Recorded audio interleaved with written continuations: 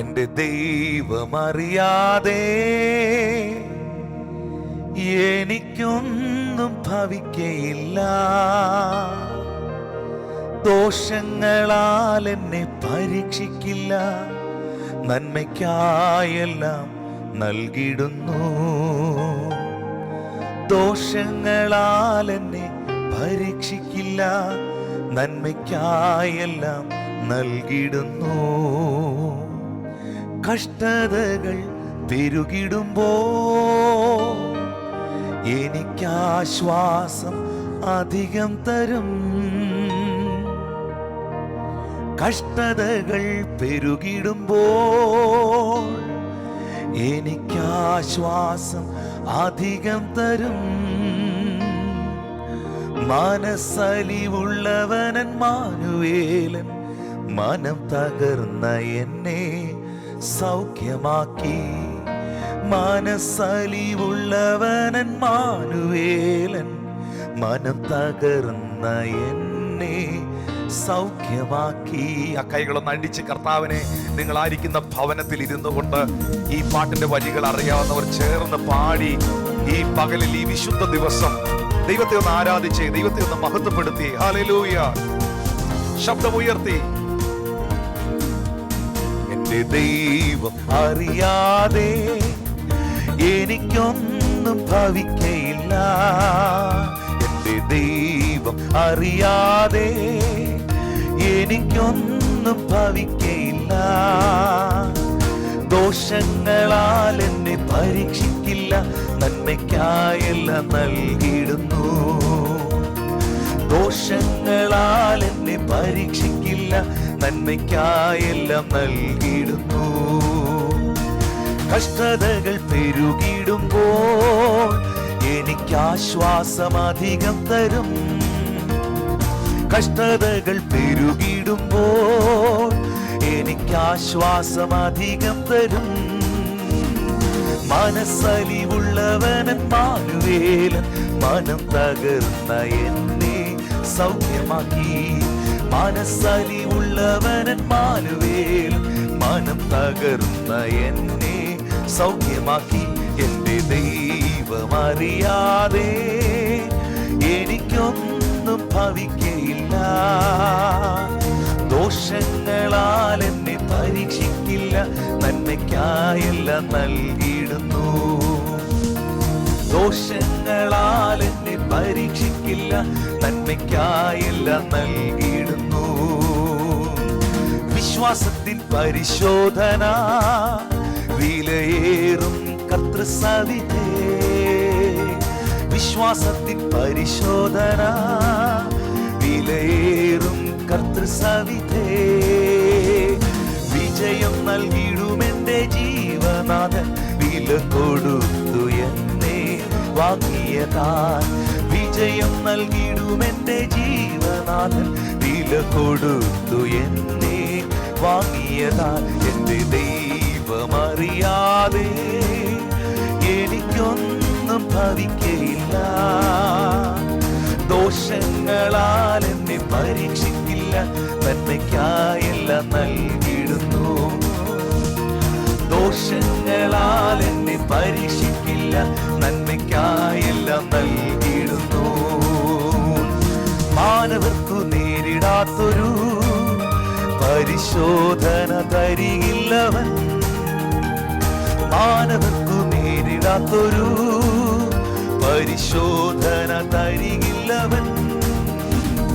പരീക്ഷ വരുമെന്നാലും നീക്കുപോക്കും നൽകും നാഥനെന്റെ നല്ലിടയൻ.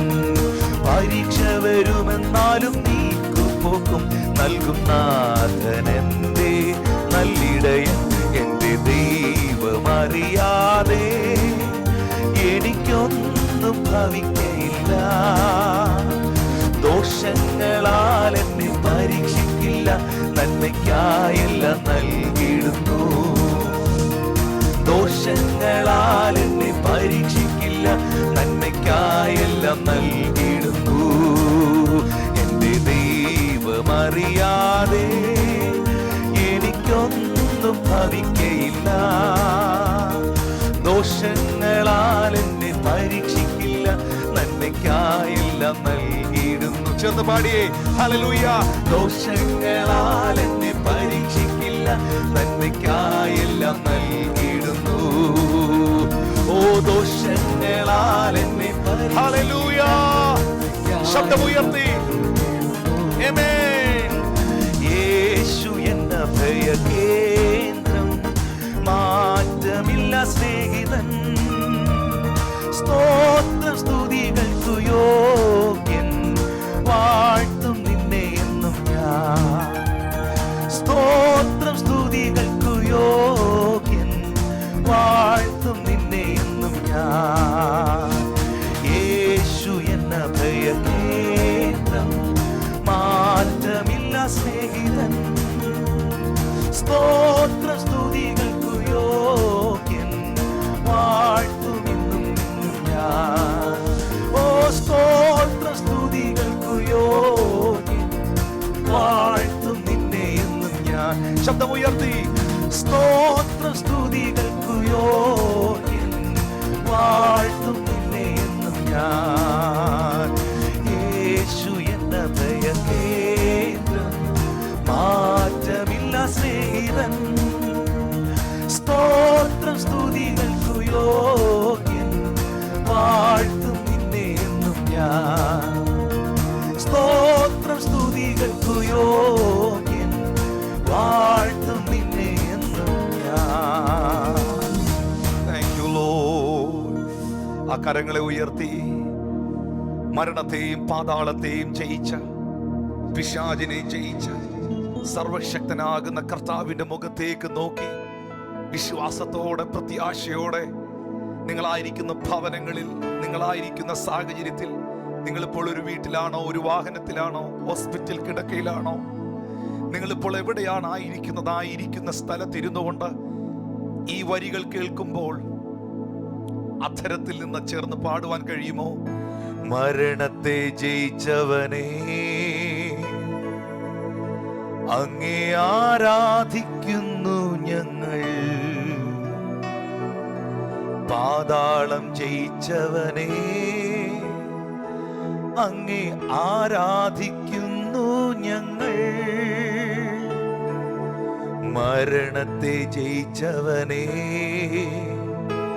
അങ്ങേ ആരാധിക്കുന്നു ഞങ്ങൾ. പാതാളം ജയിച്ചവനേ, അങ്ങേ ആരാധിക്കുന്നു ഞങ്ങൾ. ഹല്ലേലൂയ ഹോശാന, ഹല്ലേലൂയ ഹോശാന, ഹല്ലേലൂയ ഹോശാന, ഹല്ലേലൂയ ഹോശാന. ശബ്ദമുയർത്തി ഹല്ലേലൂയ ഹോശാന, ഹല്ലേലൂയ ഹോശാന, ഹല്ലേലൂയ ഹോശാന, ഹല്ലേലൂയ ഹോശാന, ഹല്ലേലൂയ ഹോശാന, ഹല്ലേലൂയ ഹോശാന. ഓ ഹല്ലേലൂയ ഹോശാന, ഹല്ലേലൂയ ഹോശാന. മരണത്തെ ജയിച്ചവനേ, അങ്ങേ ആരാധിക്കുന്നു ഞങ്ങൾ. പാതാളം ജയിച്ചവനേ, അങ്ങേ ആരാധിക്കുന്നു ഞങ്ങൾ. മരണത്തെ ജയിച്ചവനേ, അങ്ങേ ആരാധിക്കുന്നു ഞങ്ങൾ. ഹല്ലേലൂയ. പാതാളം ജയിച്ചവനേ, അങ്ങേ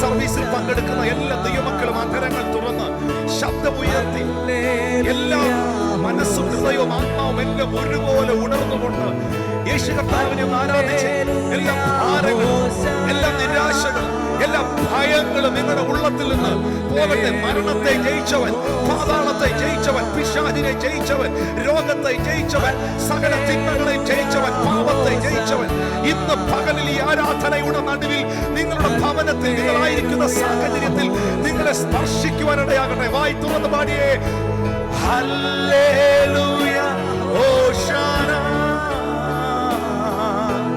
ഹല്ലേലൂയ ഹോശാന. പരിശുദ്ധ ദൈവമേ, ഞങ്ങളുടെ സ്വർഗീയ പിതാവേ, ഈ അനുഗ്രഹിക്കപ്പെട്ട പകലിനായി ഞങ്ങൾ അങ്ങേ വാഴ്ത്തുന്നു, ഞങ്ങൾ അങ്ങേ സ്തുതിക്കുന്നു. അവിടുത്തെ ബലമുള്ള കരത്തിലേക്ക് ഞങ്ങളെ പൂർണ്ണമായും നൽകി തന്ന് പ്രാർത്ഥിക്കുന്നു. ഈ സർവീസ് വാച്ച് ചെയ്യുന്ന എല്ലാ കുടുംബങ്ങളെയും, സഹോദരി സഹോദരന്മാരെയും, ശുശ്രൂഷകരെയും, ദൈവജനത്തെയും, മാതാപിതാക്കളെയും, യൗവനക്കാരെയും, കുഞ്ഞുങ്ങളെയും എല്ലാം അവിടുത്തെ തങ്കച്ചിറകടിയിൽ സൂക്ഷിക്കുന്ന, പരിപാലിക്കുന്ന വിശ്വസ്തതയ്ക്കായി ഞങ്ങൾ കർത്താവിന് സ്തോത്രം ചെയ്യുന്നു. ഏത് പ്രതികൂലത്തിന്റെയും, ഏത് പ്രതിസന്ധിയുടെയും, ഏത് വെല്ലുവിളികളുടെയും, ഏത് രോഗങ്ങളുടെയും നടുവിലും അങ്ങ് ഞങ്ങളുടെ ദൈവമായി, അങ്ങ് ഞങ്ങളുടെ കർത്താവായി, സകലതും അറിയുന്നവനും സകലത്തെയും നയിക്കുന്നവനുമായി അടിയങ്ങളോട് കൂടെയുള്ളതിനാൽ അവിടുത്തെ തിരുനാമത്തിന് ഞങ്ങൾ നന്ദി കരേറ്റുന്നു. ഈ സർവീസ് ഇപ്പോൾ കണ്ടുകൊണ്ടിരിക്കുന്ന അനേക പ്രിയപ്പെട്ടവരുണ്ട്. ഇന്നത്തെ ആരാധനയും വചന കേൾവിയും അവരുടെ ശരീരത്തിനും ആത്മാവിനും മനസ്സിനും സൗഖ്യമായി, സമാധാനമായി, ദൈവപ്രവൃത്തിയായി, വിടുതലുകളായി പരിണമിക്കണമേ എന്ന് അവിടുത്തോട് പ്രാർത്ഥിക്കുന്നു.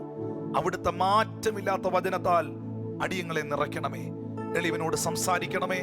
നിന്റെ ജനത്തോട് അറിയിക്കുവാൻ ദൈവകൃപയാൽ എന്നെ ബലപ്പെടുത്തണമേ. യേശുവിൻ നിസ്തുല്യ നാമത്തിൽ തന്നെ ആമേൻ. ദൈവമായ കർത്താവ് നിങ്ങളെ അനുഗ്രഹിക്കട്ടെ.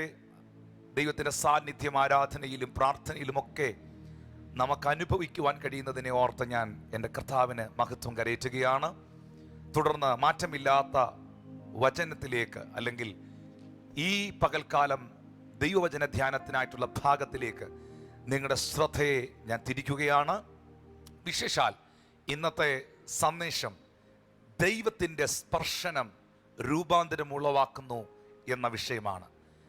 The one touch of Jesus will change you completely. യേശു ക്രിസ്തുവിൻ്റെ ഒരു സ്പർശനം നിങ്ങളുടെ ജീവിതത്തെ അപ്പാടെ പൂർണ്ണമായി മാറ്റും, രൂപാന്തരപ്പെടുത്തും എന്ന വിഷയത്തിലേക്ക് നിങ്ങളുടെ ശ്രദ്ധയെ തിരിക്കുകയാണ്. അതിനാധാരമായി വിശുദ്ധ ലൂക്കോസിന്റെ സുവിശേഷം 13-ാം അധ്യായം അതിൻ്റെ 10 മുതൽ 17 വരെയുള്ള വേദഭാഗങ്ങൾ കർത്താവിന്റെ ദാസൻ പാസ്റ്റർ GP മോഹൻ വായിച്ചു കേൾപ്പിക്കും. ലൂക്കോസ് സുവിശേഷം 13-ാം അധ്യായം അതിൻ്റെ 10 മുതൽ 17 വരെയുള്ള വേദഭാഗങ്ങൾ. ഒരു ശബ്ബത്തിൽ അവൻ ഒരു പള്ളിയിൽ ഉപദേശിച്ചു കൊണ്ടിരുന്നു. അവിടെ 18 സംവത്സരമായി ഒരു രോഗാത്മാവ് ബാധിച്ചിട്ട് ഒട്ടും നിവരുവാൻ കഴിയാതെ കൂനിയായ ഒരു സ്ത്രീ ഉണ്ടായിരുന്നു. യേശു അവളെ കണ്ട് അടുക്ക വിളിച്ചു, സ്ത്രീയെ, നിന്റെ രോഗബന്ധനം അഴിഞ്ഞിരിക്കുന്നു എന്ന് പറഞ്ഞ് അവളുടെ മേൽ കൈവച്ചു. അവൾ ക്ഷണത്തിൽ നിവർന്നു ദൈവത്തെ മഹത്വപ്പെടുത്തി. യേശു ശബ്ബത്തിൽ സൗഖ്യമാക്കിയതുകൊണ്ട് പള്ളിപ്രമാണി നീരസപ്പെട്ട് പുരുഷാരത്തോട്, വേല ചെയ്യുവാൻ 6 ദിവസമുണ്ടല്ലോ, അതിനകം വന്ന് സൗഖ്യം വരുത്തിച്ചുകൊള്ളുവീൻ, ശബ്ബത്തിൽ അരുത് എന്ന് പറഞ്ഞു. കർത്താവ് അവനോട്, കപടഭക്തിക്കാരെ, നിങ്ങളിൽ ഒരുത്തൻ ശബ്ബത്തിൽ തൻ്റെ കാളയോ കഴുതയോ തൊട്ടിയിൽ നിന്ന് അഴിച്ചുകൊണ്ടുപോയി വെള്ളം കുടിപ്പിക്കുന്നില്ലയോ? എന്നാൽ സാത്താൻ 18 സംവത്സരമായി ബന്ധിച്ചിരുന്ന അബ്രഹാമിൻ്റെ മകളായ ഇവളെ ശബ്ബത്ത് നാളിൽ ഈ ബന്ധനം അഴിച്ചു വിടേണ്ടതല്ലയോ എന്ന് ഉത്തരം പറഞ്ഞു. അവൻ ഇത് പറഞ്ഞപ്പോൾ അവൻ്റെ വിരോധികൾ എല്ലാവരും നാണിച്ചു. അവനാൽ നടക്കുന്ന സകല മഹിമകളാലും പുരുഷാരമൊക്കെയും സന്തോഷിച്ചു.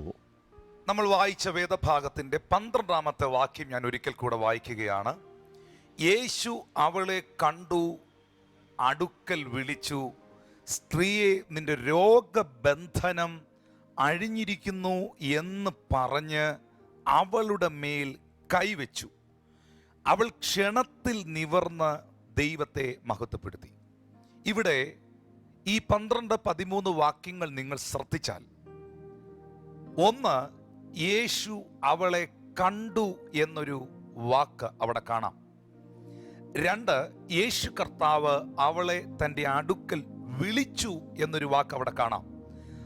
3, യേശു അവളോട് പറയുന്ന, സംസാരിക്കുന്ന, നിന്റെ രോഗബന്ധനം അഴിഞ്ഞിരിക്കുന്നു എന്ന് പറയുന്ന ഒരു സംഭവം അവിടെ കാണാം.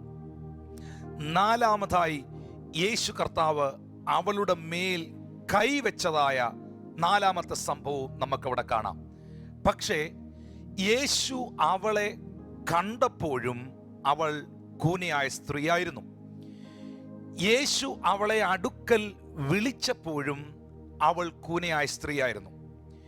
യേശു അവളോട് നിന്റെ രോഗബന്ധനം അഴിഞ്ഞിരിക്കുന്നു എന്ന് പറഞ്ഞപ്പോഴും അവൾ കൂനിയായ സ്ത്രീയായിരുന്നു. എന്നാൽ യേശു കർത്താവ് അവളെ തൊട്ടപ്പോൾ, അവളുടെ മേൽ കൈവച്ചപ്പോൾ ക്ഷണത്തിൽ അവൾ നിവർന്ന് ദൈവത്തെ മഹത്വപ്പെടുത്തി.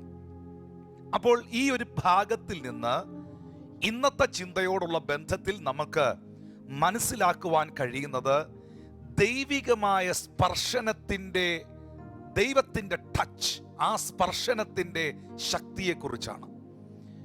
ഇവിടെ നാം കാണുന്നു വിളിക്കപ്പെട്ടതുകൊണ്ട് വെളിപ്പെടാത്ത രൂപാന്തരം, അടുക്കൽ വന്നതുകൊണ്ട് വെളിപ്പെടാത്ത രൂപാന്തരം, വിശ്വാസത്തിൻ്റെ വാക്കുകൾ പറഞ്ഞെടുത്ത് വെളിപ്പെടാത്ത രൂപാന്തരം, സ്പർശനത്തിൻ്റെ നടുവിൽ ക്ഷണത്തിൽ വെളിപ്പെടുന്നത് ഇവിടെ വ്യക്തമാണ്. അങ്ങനെയാണെങ്കിൽ ദൈവികമായ സ്പർശനങ്ങൾ രൂപാന്തരങ്ങളെ സൃഷ്ടിക്കും. ഈ പ്രത്യേകമായ കാലഘട്ടത്തിൽ ഞാനും നിങ്ങളും സഭയും ദൈവജനവും ഒക്കെ പ്രാർത്ഥിക്കേണ്ടതായ ഒരു വലിയ പ്രാർത്ഥനയാണ്, സർവശക്തനായ ദൈവമേ, നീ ഞങ്ങളുടെ ദേശത്തെ സ്പർശിക്കണമേ, നീ ഞങ്ങളുടെ കുടുംബത്തെ സ്പർശിക്കണമേ, നീ ഞങ്ങളുടെ തലമുറകളെ സ്പർശിക്കണമേ. ദൈവത്തിൻ്റെ കരം എവിടെയെങ്കിലും സ്പർശിക്കപ്പെട്ടിട്ടുണ്ടെങ്കിൽ, ദൈവത്തിൻ്റെ കരം ഏതെങ്കിലും രോഗികളെ തൊട്ടിട്ടുണ്ടെങ്കിൽ, ദൈവത്തിൻ്റെ കരം ഏതെങ്കിലും വ്യക്തികളെ സ്പർശിച്ചിട്ടുണ്ടെങ്കിൽ, ദൈവത്തിൻ്റെ കരം ഏതെങ്കിലും പട്ടണങ്ങളെ സ്പർശിച്ചിട്ടുണ്ടെങ്കിൽ, ദൈവത്തിൻ്റെ കരസ്പർശനമേറ്റ ഒരു വ്യക്തികളും അവരുടെ പഴയ അവസ്ഥയിൽ തുടരേണ്ട സാഹചര്യങ്ങൾ അവർക്കുണ്ടായിട്ടില്ല. ദൈവത്തിൻ്റെ സ്പർശനങ്ങൾ എല്ലാ കാലങ്ങളിലും വ്യത്യാസങ്ങൾ ഉണ്ടാക്കിയിട്ടുണ്ട്, അത്ഭുതങ്ങളെ സൃഷ്ടിച്ചിട്ടുണ്ട്. ഈ ഓൺലൈൻ സർവീസ് നിങ്ങൾ ഇന്ന് കണ്ടുകൊണ്ടിരിക്കുമ്പോൾ നിങ്ങളുടെ ഉള്ളത്തിൽ, നിങ്ങളുടെ അധരത്തിൽ ഈ ഒരു പ്രാർത്ഥന ഉണ്ടാകണം.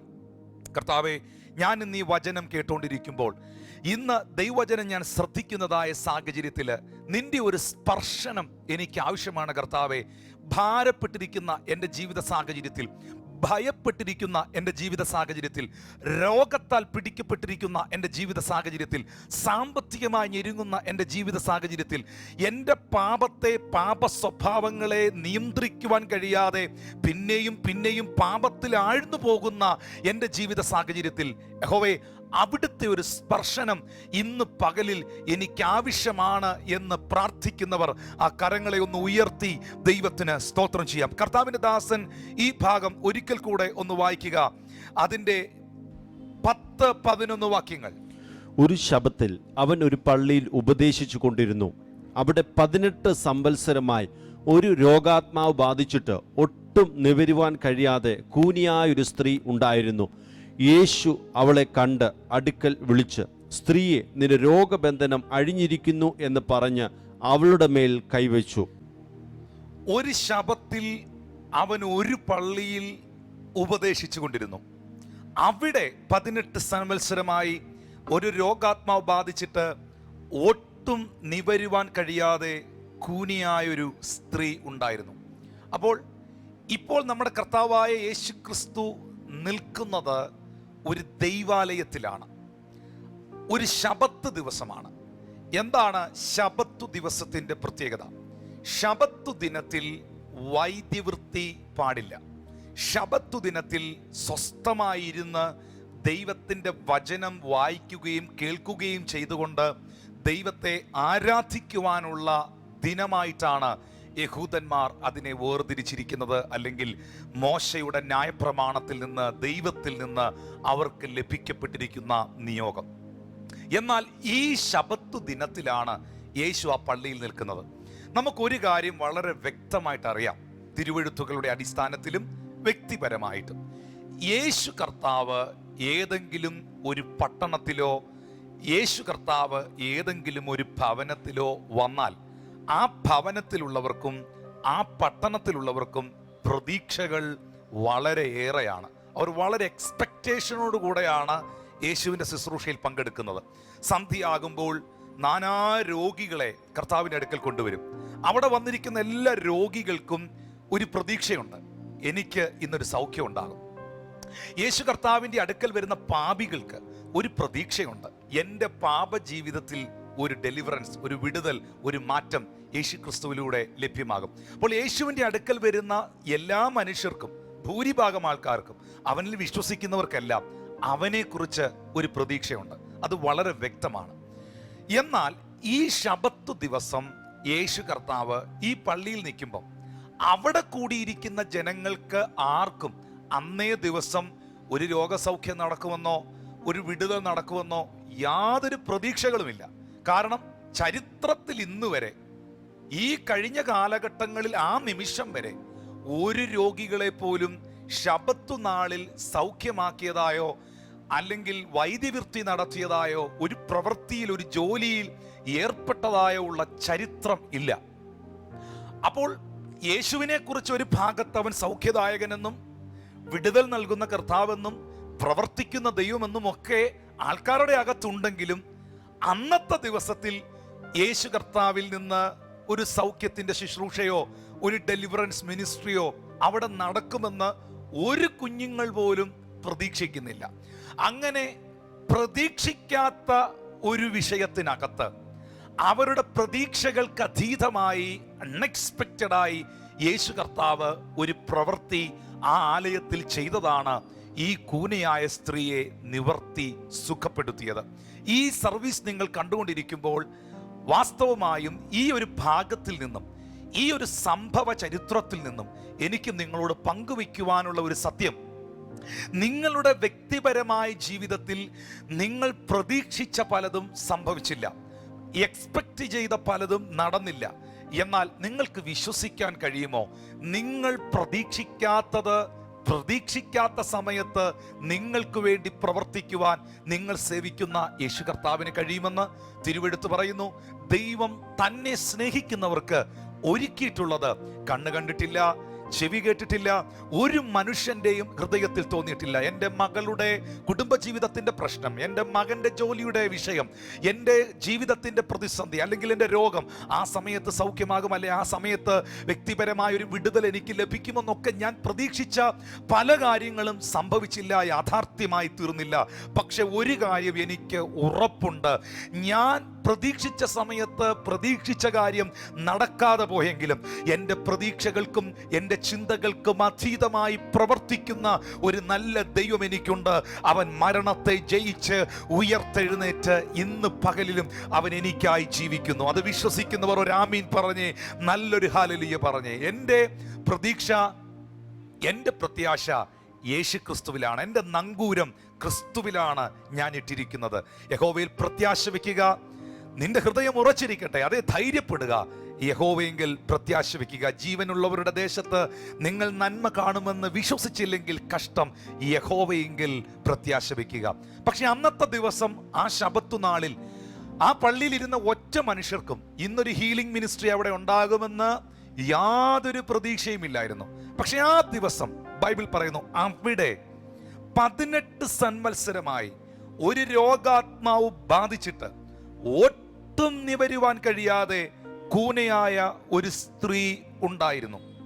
അപ്പോൾ 18 വർഷമായിട്ട് ഒരു രോഗാത്മാവ് ബാധിച്ചിട്ട്, ഇപ്പൊ രോഗകാരണം അവിടെ വ്യക്തമാണ്, രോഗാത്മാവ് ബാധിച്ചിട്ട് നിവരുവാൻ കഴിയാതെ കൂനയായ ഒരു സ്ത്രീ ഉണ്ടായിരുന്നു. യേശു അവളെ കണ്ടു. എത്ര ശ്രദ്ധിക്കേണ്ടതായ ഒരു ഭാഗമാണെന്നറിയുമോ? യേശു കർത്താവ് നിൽക്കുന്നത് ഒറ്റയ്ക്കൊരു മലമുകളിലല്ല, യേശു കർത്താവ് നിൽക്കുന്നത് ഒരു വീട്ടിലല്ല, യേശു കർത്താവ് നിൽക്കുന്നത് ഒരു ദേവാലയത്തിലാണ്, ഒരു പള്ളിയിലാണ്. അവിടെ പരീശന്മാരുണ്ടെന്നും ശാസ്ത്രിമാരുണ്ടെന്നും ഒരുപാട് ജനങ്ങൾ വന്നിട്ടുണ്ട് എന്നുള്ളതും ഈ ഭാഗങ്ങളിൽ നിന്ന് വളരെ വ്യക്തവുമാണ്. ഇത്രയും ആൾക്കാർ അവിടെ ഉണ്ടായിട്ടും, അത് ശബത്ത് ദിവസമായിട്ടും യേശു അവളെ കണ്ടു എന്ന വാക്കിന്റെ പ്രസക്തി എത്ര വലുതാണെന്നറിയുമോ? കാണാൻ വേറെ ആരും അവിടെ ഇല്ലേ? അങ്ങാടിയിൽ വന്ദനവും പള്ളിയിൽ മുഖ്യാസനവും ആഗ്രഹിക്കുന്ന ശാസ്ത്രിമാർ, പരീശന്മാർ മുൻനിരകളിലുണ്ട്. അവിടെ ആ ദേവാലയ കർമ്മങ്ങളുമായി, ശുശ്രൂഷകളുമായി ബന്ധപ്പെട്ട അനവധി വ്യക്തിത്വങ്ങൾ ആ ദൈവാലയത്തിനകത്തുണ്ട്. ഒരുപാട് കുടുംബങ്ങൾ, വീട്ടുകാർ അവിടെ വന്നിട്ടുണ്ട്. പക്ഷേ യേശു കർത്താവിൻ്റെ കണ്ണ് ഉടക്കിയത് പ്രാകാരത്തിലായിരിക്കുന്ന, പുറത്തായിരിക്കുന്ന ആ കൂനയായ, രോഗിയായ, 18 വർഷമായി ഒട്ടും നിവരുവാൻ കഴിയാത്ത സാത്താന്യ ബന്ധനത്തിൽ അകപ്പെട്ട സ്ത്രീയുടെ മുകളിൽ പതിച്ചു. ഇന്ന് ഈ സന്ദേശം നിങ്ങൾ കേട്ടുകൊണ്ടിരിക്കുമ്പോൾ ദൈവത്തിൽ നിന്നും ഒരു വിടുതൽ പ്രാപിക്കുവാനോ ദൈവികമായ ഒരു അനുഗ്രഹം സ്വായത്തമാക്കുവാനോ ആഗ്രഹിക്കുന്ന ഒരു വ്യക്തിത്വമാണ് നിങ്ങളെങ്കിൽ, നിങ്ങൾ തിരിച്ചറിയേണ്ടതായ ഏറ്റവും പ്രധാനപ്പെട്ട ഒരു കാര്യം, ദൈവത്തിൻ്റെ കണ്ണ് ആരുടെ മേലിലാണ് പതിക്കപ്പെടുന്നത്, ദൈവം ആരുടെ അരികിലേക്കാണ് വരുന്നത്, അല്ലെങ്കിൽ ദൈവം ആരെയാണ് വിടുവിക്കുന്നത്. ഈ ഭാഗം പറയുമ്പോൾ തന്നെ നമ്മുടെ മനസ്സിൽ ഓടി വരുന്ന ഒരു വേദഭാഗമുണ്ട്. ഹൃദയം നുറുങ്ങിയവർക്ക് യഹോവ സമീപസ്ഥൻ, മനസ്സു തകർന്നവരെ അവൻ രക്ഷിക്കുന്നു. അതിനൊരു മാറ്റവുമില്ല. ഇന്ന് ഈ സന്ദേശം നിങ്ങൾ കേട്ടുകൊണ്ടിരിക്കുമ്പോൾ ഒരു ഹൃദയ നുറുക്കത്തോടെ, ഒരു ആവശ്യബോധത്തോടെ, ഒരു വിശ്വാസത്തോടു കൂടെയാണ് നിങ്ങൾ എന്നെ കാണുന്നതെങ്കിൽ, നിങ്ങൾ എന്നെ കേൾക്കുന്നതെങ്കിൽ, നിശ്ചയമായിട്ടും ആവശ്യബോധത്തിലിരിക്കുന്നവൻ്റെ മേളിൽ യേശുവിൻ്റെ കണ്ണുകൾ ഉടക്കപ്പെടുന്നു. ആവശ്യബോധത്തോടെ അവനെ വിളിച്ചപേക്ഷിക്കുന്നവർക്ക് വേണ്ടി ഇന്ന് പകൽ അവൻ പ്രവർത്തിക്കുവാൻ ഇറങ്ങി വരുന്നു. യഹോവയെ കാത്തിരിക്കുന്നവർ ശക്തിയെ പുതുക്കും, അവർ കഴുകന്മാരെ പോലെ ചിറകടിച്ച് കയറും. ഇന്ന് ഈ സന്ദേശം നിങ്ങൾ കേട്ടുകൊണ്ടിരിക്കുമ്പോൾ എൻ്റെ മാന്യ സഹോദരങ്ങളെ, പ്രിയപ്പെട്ട ദൈവത്തിൻ്റെ ജനമേ, ഉള്ളത്തിൻ്റെ ഉള്ളത്തിൽ നിന്ന് ഒരാവശ്യബോധത്തോടുകൂടെ നിങ്ങൾ കരയുന്ന, പ്രാർത്ഥിക്കുന്ന ഒരു സാഹചര്യത്തിലാണെങ്കിൽ ഉറപ്പായിട്ടും ദൈവത്തിൻ്റെ കണ്ണുകൾ നിങ്ങളെ ശ്രദ്ധിക്കുന്നു. തങ്ങൾ ഏകാഗ്രചിത്തന്മാർ ആയിരിക്കുന്നവർക്ക് വേണ്ടി താൻ ബലവാനെന്ന് കാണിക്കേണ്ടതിന് തൻ്റെ കണ്ണ് ഭൂമിയിലൊക്കെയും ഊടാടിക്കൊണ്ടിരിക്കുന്നു. യഹോവയെ വിളിച്ചപേക്ഷിക്കുന്ന നാളിൽ അവൻ നിങ്ങളുടെ അരികിൽ വരികയും അവൻ നിങ്ങൾക്ക് ഉത്തരം അരുളുകയും ചെയ്യും.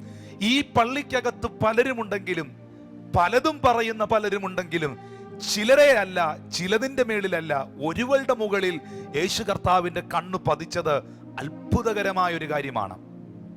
യേശു അവളെ കണ്ടു, യേശു അവളെ അറിഞ്ഞു എന്ന് വേണം പറയാൻ. എന്നെ കേൾക്കുന്ന എൻ്റെ വാത്സല്യ സഹോദരങ്ങളെ, എൽഷദായ് മിനിസ്ട്രിയിലെ കുടുംബങ്ങളെ, ദൈവജനമേ, സഹോദരങ്ങളെ, ശുശ്രൂഷകരെ, കർത്തൃദാസന്മാരെ, നമ്മുടെ കർത്താവ് നമ്മുടെ പ്രസന്റ് സിറ്റുവേഷൻസിനെ അറിയുന്ന ദൈവമാണ്. അവൻ നമ്മുടെ പാസ്റ്റിനെ അറിയുന്നു, അവൻ നമ്മുടെ പ്രസന്റിനെ അറിയുന്നു, അവൻ നമ്മുടെ ഫ്യൂച്ചറിനെ, നമ്മുടെ ഭാവി കാര്യങ്ങളെ അറിയുന്നു.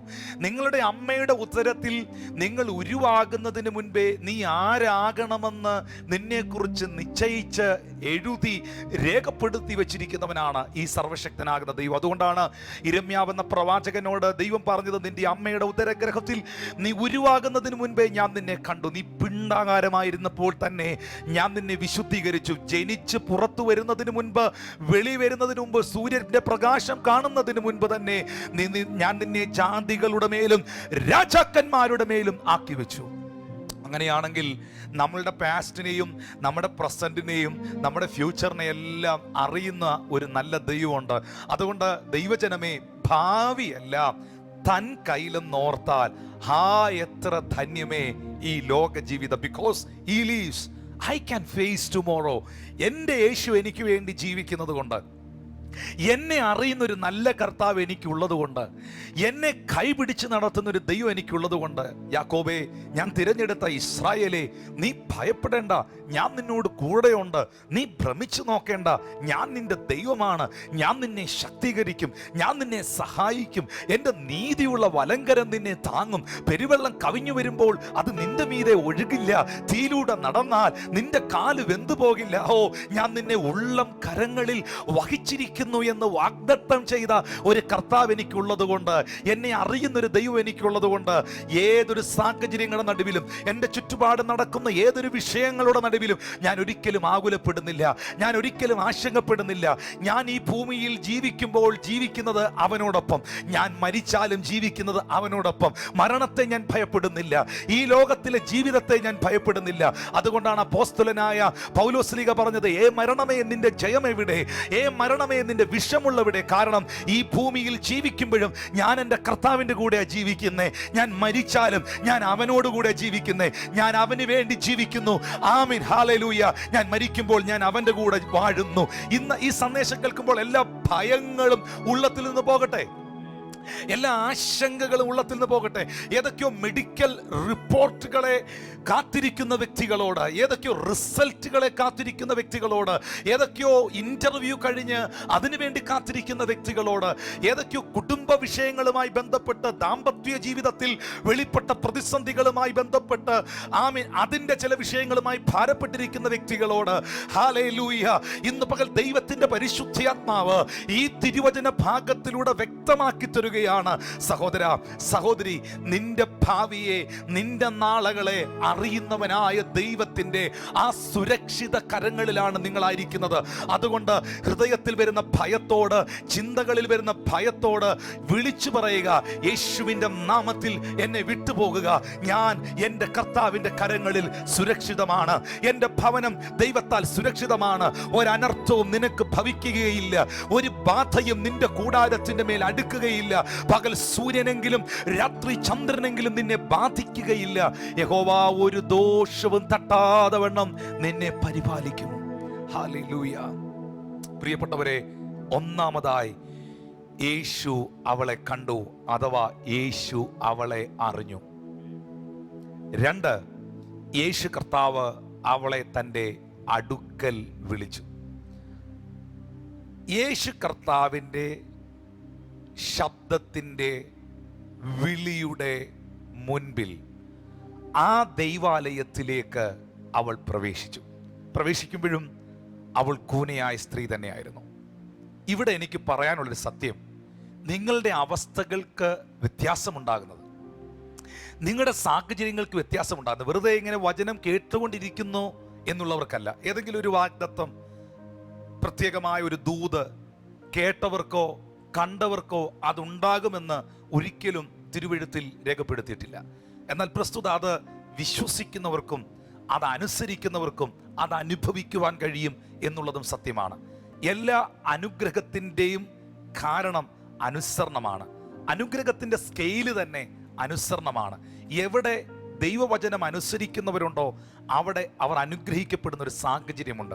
അതുകൊണ്ടാണ് ആവർത്തനം 28 എഴുതിയിരിക്കുന്നത്, നിന്റെ ദൈവമായ യഹോവയുടെ വാക്ക് നീ ശ്രദ്ധയോടെ കേട്ട് അവൻ നിന്നോട് ആജ്ഞാപിക്കുന്ന അവൻ്റെ കൽപ്പനകളും ചട്ടങ്ങളും നീ പ്രമാണിച്ചു നടന്നാൽ നിന്റെ ദൈവമായ യഹോവ നിന്നെ സകലത്തിലും മീതെ ഉന്നതമാക്കും. യഹോവയിൽ ആശ്രയിക്കുകയും യഹോവ തന്നെ ആശ്രയം ആയിരിക്കുകയും ചെയ്യുന്ന മനുഷ്യൻ ഭാഗ്യവാൻ. നീതിമാൻ പന പോലെ തഴയ്ക്കും, അവൻ ലെബനോനിലെ ദേവദാരു പോലെ വളരും. അപ്പോൾ ദൈവത്തിൽ ആശ്രയിക്കുന്ന, ദൈവത്തിൽ വിശ്വസിക്കുന്ന, ദൈവത്തിൻ്റെ വാഗ്ദത്തത്തിൽ വിശ്വസിക്കുന്ന ദൈവത്തിൻ്റെ ജനത്തോട്, ദൈവത്തിൻ്റെ നീതിമാന്മാരോട്, ദൈവത്തിൻ്റെ നീതിമതികളോട്, നിങ്ങളൊരു പക്ഷേ പാപിയായിരിക്കാം, പാപിയാണെങ്കിലും കർത്താവെ ഞാനൊരു പാപിയാണ്, ഞാൻ നിന്നിൽ ആശ്രയിക്കുന്നു, ഞാൻ കുറവുള്ള ഒരു വ്യക്തിയാണെന്ന് പറഞ്ഞാൽ ഉറപ്പായിട്ടും ഇന്ന് പകൽ മറ്റുള്ള എല്ലാവരേക്കാളും അധികം കർത്താവ് നിങ്ങളെ കൈക്കൊള്ളുകയും സ്നേഹിക്കുകയും ചെയ്യും.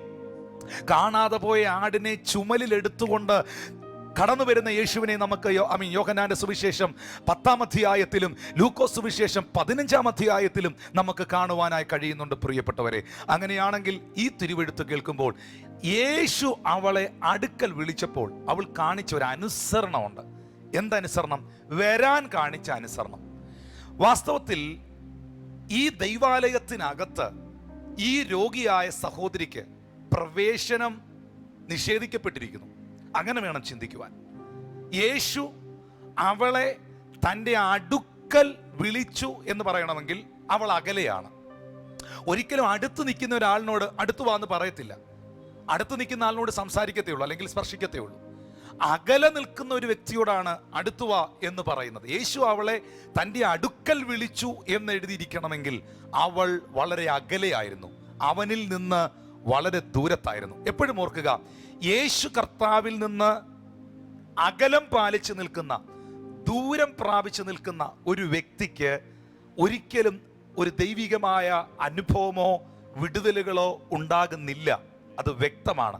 ദൈവത്തിൽ നിന്നും അകന്ന് ദൂരെ നിൽക്കുന്ന ഒരു വ്യക്തി, അവൾ അപ്പോഴും കൂനയായി സ്ത്രീ തന്നെയായിരിക്കും. പക്ഷേ അവൾ യേശുവിൻ്റെ അടുക്കൽ വരുന്നതോടുകൂടെ, അവൾ ദൈവ സാന്നിധ്യത്തോട് ചേർന്ന് വരുന്നതോടുകൂടെ അവളുടെ അവസ്ഥകൾക്ക് വ്യത്യാസമുണ്ടാകും എന്ന ഒരു സത്യവും കൂടെ ഈ ഭാഗത്ത് നിന്ന് വളരെ വ്യക്തമാണ്.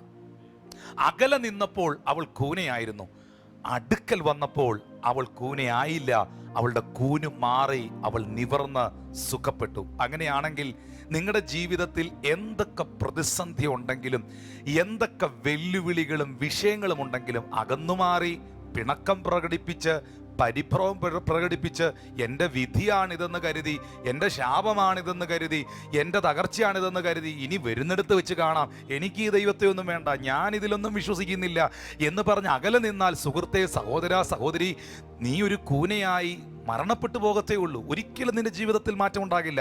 അല്ലെങ്കിൽ ഇപ്പോൾ അനുഭവിക്കുന്ന വിഷയത്തിനകത്തൊരു വ്യത്യാസം ഉണ്ടാകില്ല. എന്നാൽ പിണക്കവും പരിഭവവും അവിശ്വാസവും ഒക്കെ മാറ്റിവെച്ചിട്ട് സ്നേഹത്തോടെ ഇരു കരങ്ങളും നീട്ടി നിന്നെ വിളിക്കുന്ന ആ കർത്താവിൻ്റെ അരികിലേക്ക് ഒന്ന് വരുവാൻ മനസ്സ് കാണിക്കാമോ? ഇന്ന് ഈ സന്ദേശം ഞാൻ പറഞ്ഞുകൊണ്ടിരിക്കുമ്പോൾ ആ കാഴ്ച ആത്മാവിൽ നിങ്ങൾ എത്ര പേർ കാണുന്നു?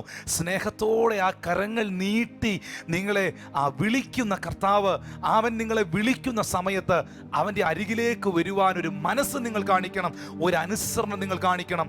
പിണക്കവും പരിഭവവും മനസ്സിന്റെ ഇടിച്ചിലുകളും ഒക്കെ ഒന്ന് മാറ്റി വെച്ചിട്ട് അടുത്തു വന്നാട്ടെ, യേശുവിന്റെ അടുക്കൽ വന്നാട്ടെ. ഓ ഹല്ലേലൂയ. ആകുലവേളകളിൽ ആശ്വാസം നൽകിടും ആകുല വേളകളിൽ ആശ്വാസം നൽകിടും കാർമേഘം പോലെ കഷ്ടങ്ങൾ വന്നാലും കനിവോടെ നിന്നെ കാത്തിടും കാർമേഘം പോലെ കഷ്ടങ്ങൾ വന്നാലും കനിവോടെ നിന്നെ കാത്തിടും യേശു വിളിക്കുന്നു, യേശു വിളിക്കുന്നു, സ്നേഹമുടെ തൻ കരങ്ങൾ നീട്ടി യേശു വിളിക്കുന്നു, സ്നേഹമുടെ തൻ കരങ്ങൾ നീട്ടി യേശു വിളിക്കുന്നു. യേശു അവളെ തൻ്റെ അടുക്കൽ വിളിച്ചു. ആ സ്ത്രീ അനുസരണമുള്ളവളായി പള്ളിയിൽ ഇരുന്ന ആരെയും അവൾ ശ്രദ്ധിച്ചില്ലെന്നുള്ളതാണ്. കാരണം രോഗമെന്ന് പറയുന്നത് ന്യായപ്രമാണ സമ്മതമായി പാപമാണ്. രോഗമെന്ന് പറയുന്നത് പാപത്തിൻ്റെ, ശാപത്തിൻ്റെ ഒരു അടയാളമായിട്ടാണ് പലപ്പോഴും ബൈബിളിൽ നാം കാണുന്നത്. അതുകൊണ്ടാണ് ബെഥേസ്ദാ കുളക്കരയിൽ കടന്ന രോഗിയെ യേശു സുഖപ്പെടുത്തിയിട്ട് പറഞ്ഞത്, ഇനി അധികം തിന്മയായതൊന്നും വരാതിരിക്കാൻ നീ പാപം ചെയ്യരുത്. കുഷ്ഠരോഗി പാളയത്തിന് പുറത്തായിരിക്കണമെന്നും രക്തസ്രവമുള്ള സ്ത്രീകൾ അവളെ ആരും തൊടാൻ പാടില്ല, അവളും ആരെയും തുടരുതെന്നുമൊക്കെയുള്ള ആ കൽപ്പനകൾ, നിയമങ്ങൾ, വചനങ്ങളൊക്കെ നിലനിൽക്കുന്ന കാലഘട്ടം. സ്തോത്രം. ആലയത്തിനകത്ത് ആർക്കൊക്കെയാണ് പ്രവേശനം, ദൈവസന്നിധിയിൽ ആർക്കൊക്കെയാണ് വരുവാൻ കഴിയുന്നത് എന്നുള്ള വ്യവസ്ഥകൾ നിൽക്കുന്ന കാലഘട്ടത്തിൽ അകത്തിരിക്കുന്നവരെ ഭയന്ന് അവൾ വീണ്ടും പുറത്തു നിൽക്കുകയല്ല, ആരെയൊക്കെയോ പേടിച്ച് അവൾ പിന്നെയും വെളിയിൽ നിൽക്കുകയല്ല. യേശു വിളിച്ചപ്പോൾ ആരെയും നോക്കാതെ, ഒന്നും ശ്രദ്ധിക്കാതെ, ഒരു സാഹചര്യങ്ങളെയും മൈൻഡ് ചെയ്യാതെ അവൾ അകത്തേക്ക് കയറി വരികയാണ്. അവളുടെ അകത്ത് ഒരു ഉറപ്പുണ്ട്, അവൻ വിളിച്ചാൽ ആ വിളിക്കകത്ത് മറഞ്ഞിരിക്കുന്ന ഒരു അനുഗ്രഹമുണ്ട്. അവൻ തൊട്ടാൽ ആ സ്പർശനത്തിൽ മറഞ്ഞിരിക്കുന്ന സൗഖ്യങ്ങളുണ്ട്.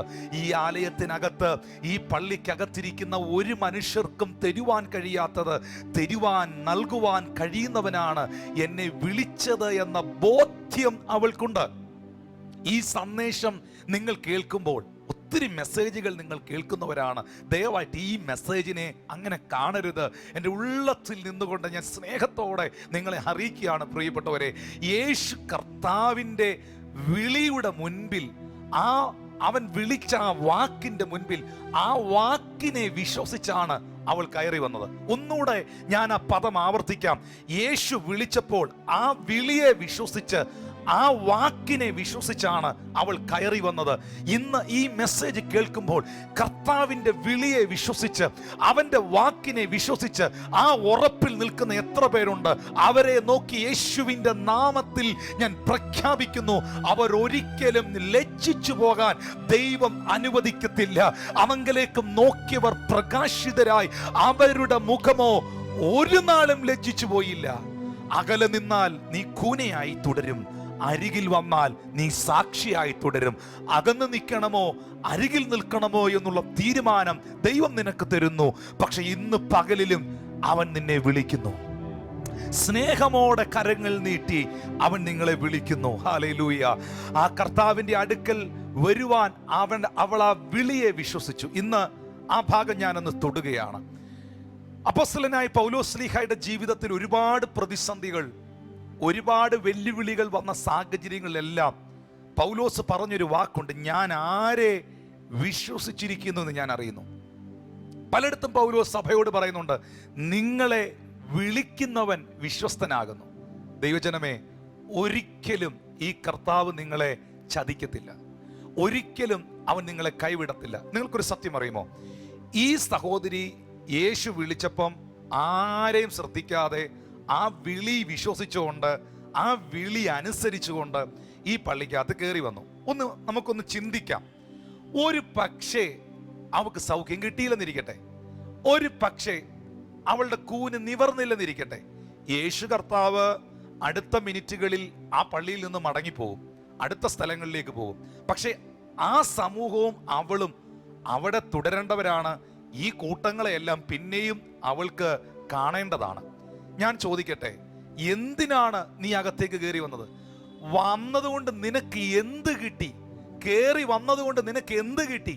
വിളിച്ചത് കൊണ്ട്, അവന്റെ വിളി കേട്ട് അനുസരിച്ച് ഇറങ്ങിത്തിരിച്ചത് കൊണ്ട് നിനക്ക് എന്ത് പ്രയോജനം ഉണ്ടായി എന്ന് അവർ ചോദിക്കില്ലേ?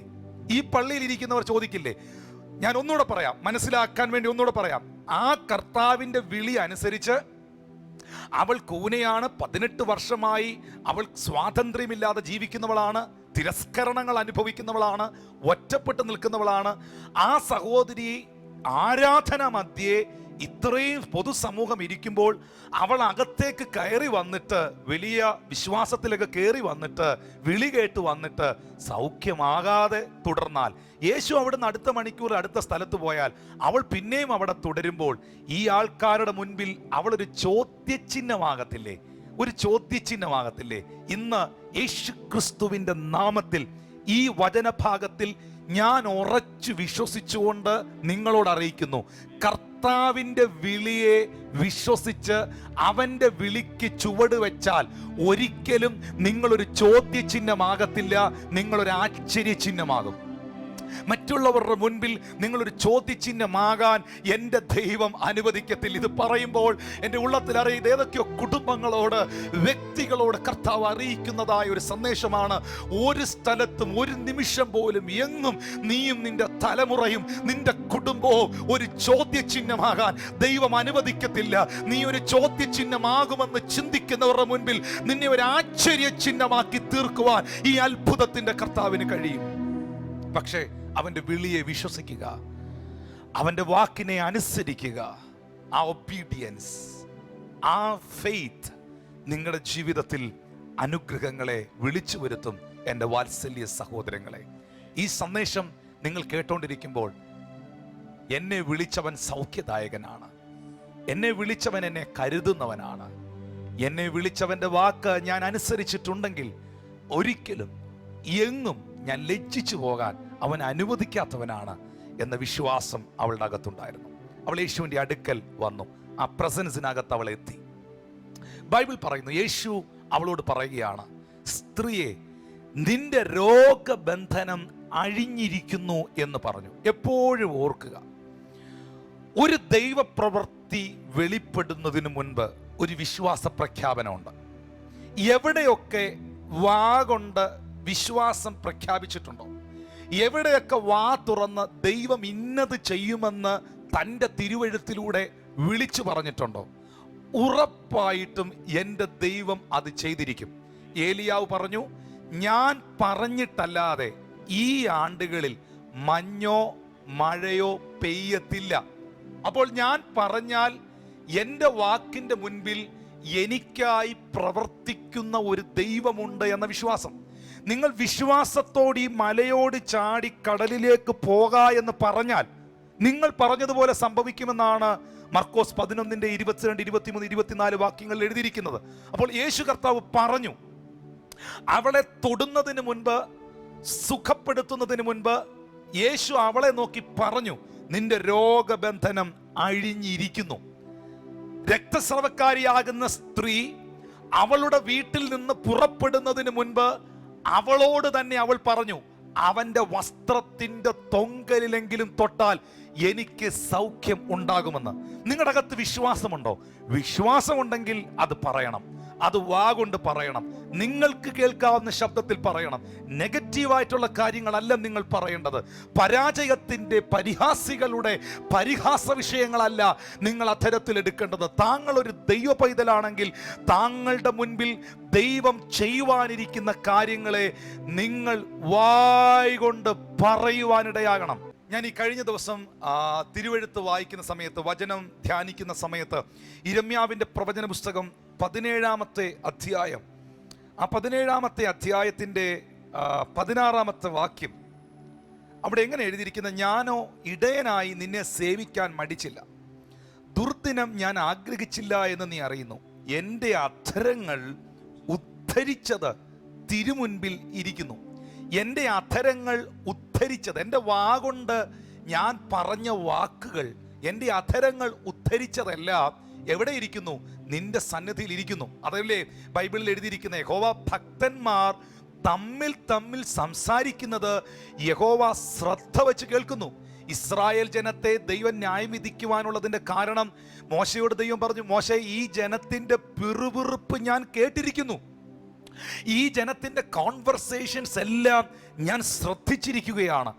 ഈ ഭാഗത്തിൽ നിന്നുകൊണ്ട് ഞാൻ നിങ്ങളോട് പറയട്ടെ, നിങ്ങൾ ഭാര്യയും ഭർത്താവും കൂടെ സംസാരിക്കുന്ന കോൺവെർസേഷൻസ്, നിങ്ങളുടെ വീട്ടിൽ പറയുന്ന സംസാരങ്ങൾ, നിങ്ങൾ ഫോണിലൂടെ പറയുന്ന സംസാരങ്ങൾ, നിങ്ങൾ സോഷ്യൽ മീഡിയ പ്ലാറ്റ്ഫോംസിലൂടെ, വാട്സപ്പുകളിലൂടെ ഒക്കെ പറയുന്ന വോയിസ് മെസ്സേജുകൾ, സംസാരങ്ങൾ, ഇതൊക്കെ നിങ്ങൾ ആരോടാണോ പറഞ്ഞത് ആ വ്യക്തി മാത്രമല്ല അത് കേട്ടിരിക്കുന്നത്, അദൃശ്യനായ ദൈവവും ആ വാക്കുകൾ കേട്ടിരിക്കുന്നു. നിങ്ങൾ ഉദ്ധരിച്ചതെല്ലാം, നിങ്ങളുടെ അധരങ്ങൾ ഉദ്ധരിച്ചതെല്ലാം തിരുമുൻപിൽ ഉണ്ട് എന്ന ഒരു ബോധ്യത്തിൽ വേണം ഞാനും നിങ്ങളും ജീവിക്കുവാനായിട്ട്.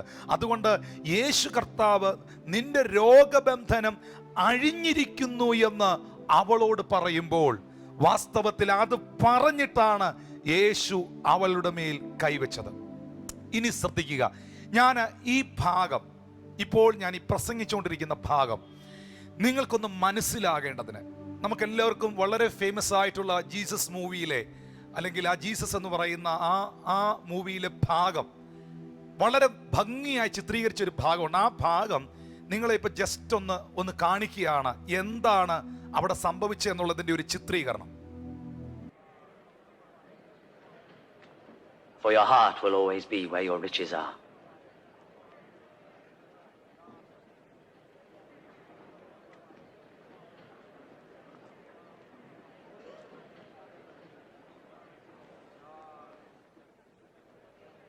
Woman, you are free from your sickness.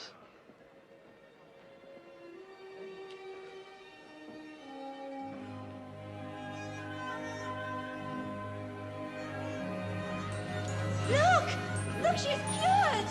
It's a miracle! Look, she's cured! Come and see! Praise!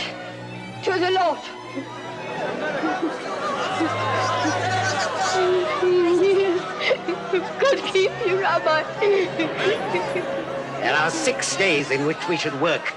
So come on one of those days to be healed, but not on the Sabbath.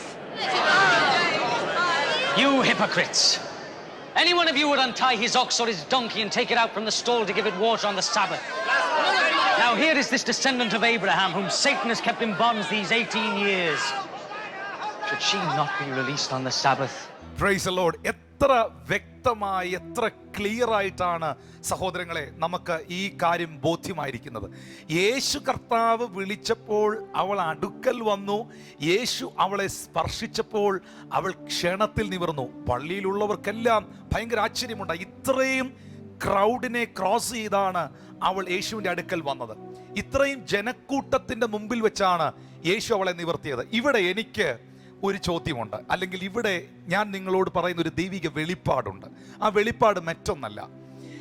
ഈ പള്ളിക്കകത്തിരിക്കുന്ന ജനം മുഴുവൻ കഴിഞ്ഞ 18 വർഷമായി ഈ സഹോദരി കൂനി കൂനി നടക്കുന്ന കാഴ്ച കണ്ടതാണ്. കഴിഞ്ഞ 18 വർഷമായി ഇവൾക്ക് എന്തോ വലിയ ബന്ധനമാണ്, ഇവൾ പാപിയാണ് എന്നുള്ള നിലവാരത്തിൽ അവളെ മാറ്റിവെച്ചതാണ്. പക്ഷേ യേശു കർത്താവിന് വേണമായിരുന്നെങ്കിൽ ഒരു ഇഷ്യൂ ഉണ്ടാക്കാതിരിക്കാൻ. അന്ന് ശബത്താണെന്ന് കർത്താവിന് അറിയാം, അന്ന് രോഗികളെ സൗഖ്യമാക്കിക്കൂടെന്ന് കർത്താവിന് അറിയാം, അന്നൊരു പ്രവൃത്തി ചെയ്തുകൂടെന്ന് കർത്താവിന് അറിയാം. ആരും കാണാതെ, ആരെയും കാണിക്കാതെ യേശു കർത്താവ് ആ പള്ളിയിൽ നിന്നൊന്ന് മനസ്സിൽ അവളെ ഒന്ന് നോക്കി ചിന്തിച്ചാൽ അവൾ നിവർന്ന് സുഖപ്പെടും എന്നതാണ് എൻ്റെ വിശ്വാസം. ഉറപ്പായിട്ടും എൻ്റെ കർത്താവ് അവളെ ഒന്ന് നോക്കിയാൽ അവൾക്ക് സൗഖ്യം ഉണ്ടാകുന്ന എൻ്റെ വിശ്വാസം. അല്ലെങ്കിൽ യേശു പോകുന്ന വഴിക്ക് ആരും കാണാതെ സ്ത്രീയെ നിവരുക അല്ലെങ്കിൽ സുഖം പ്രാപിക്കുക എന്ന് പറയുമ്പോൾ അവൾക്ക് നിവരാൻ കഴിയുമെന്ന് എൻ്റെ വിശ്വാസം. കർത്താവിനത് ചെയ്യാൻ പറ്റും.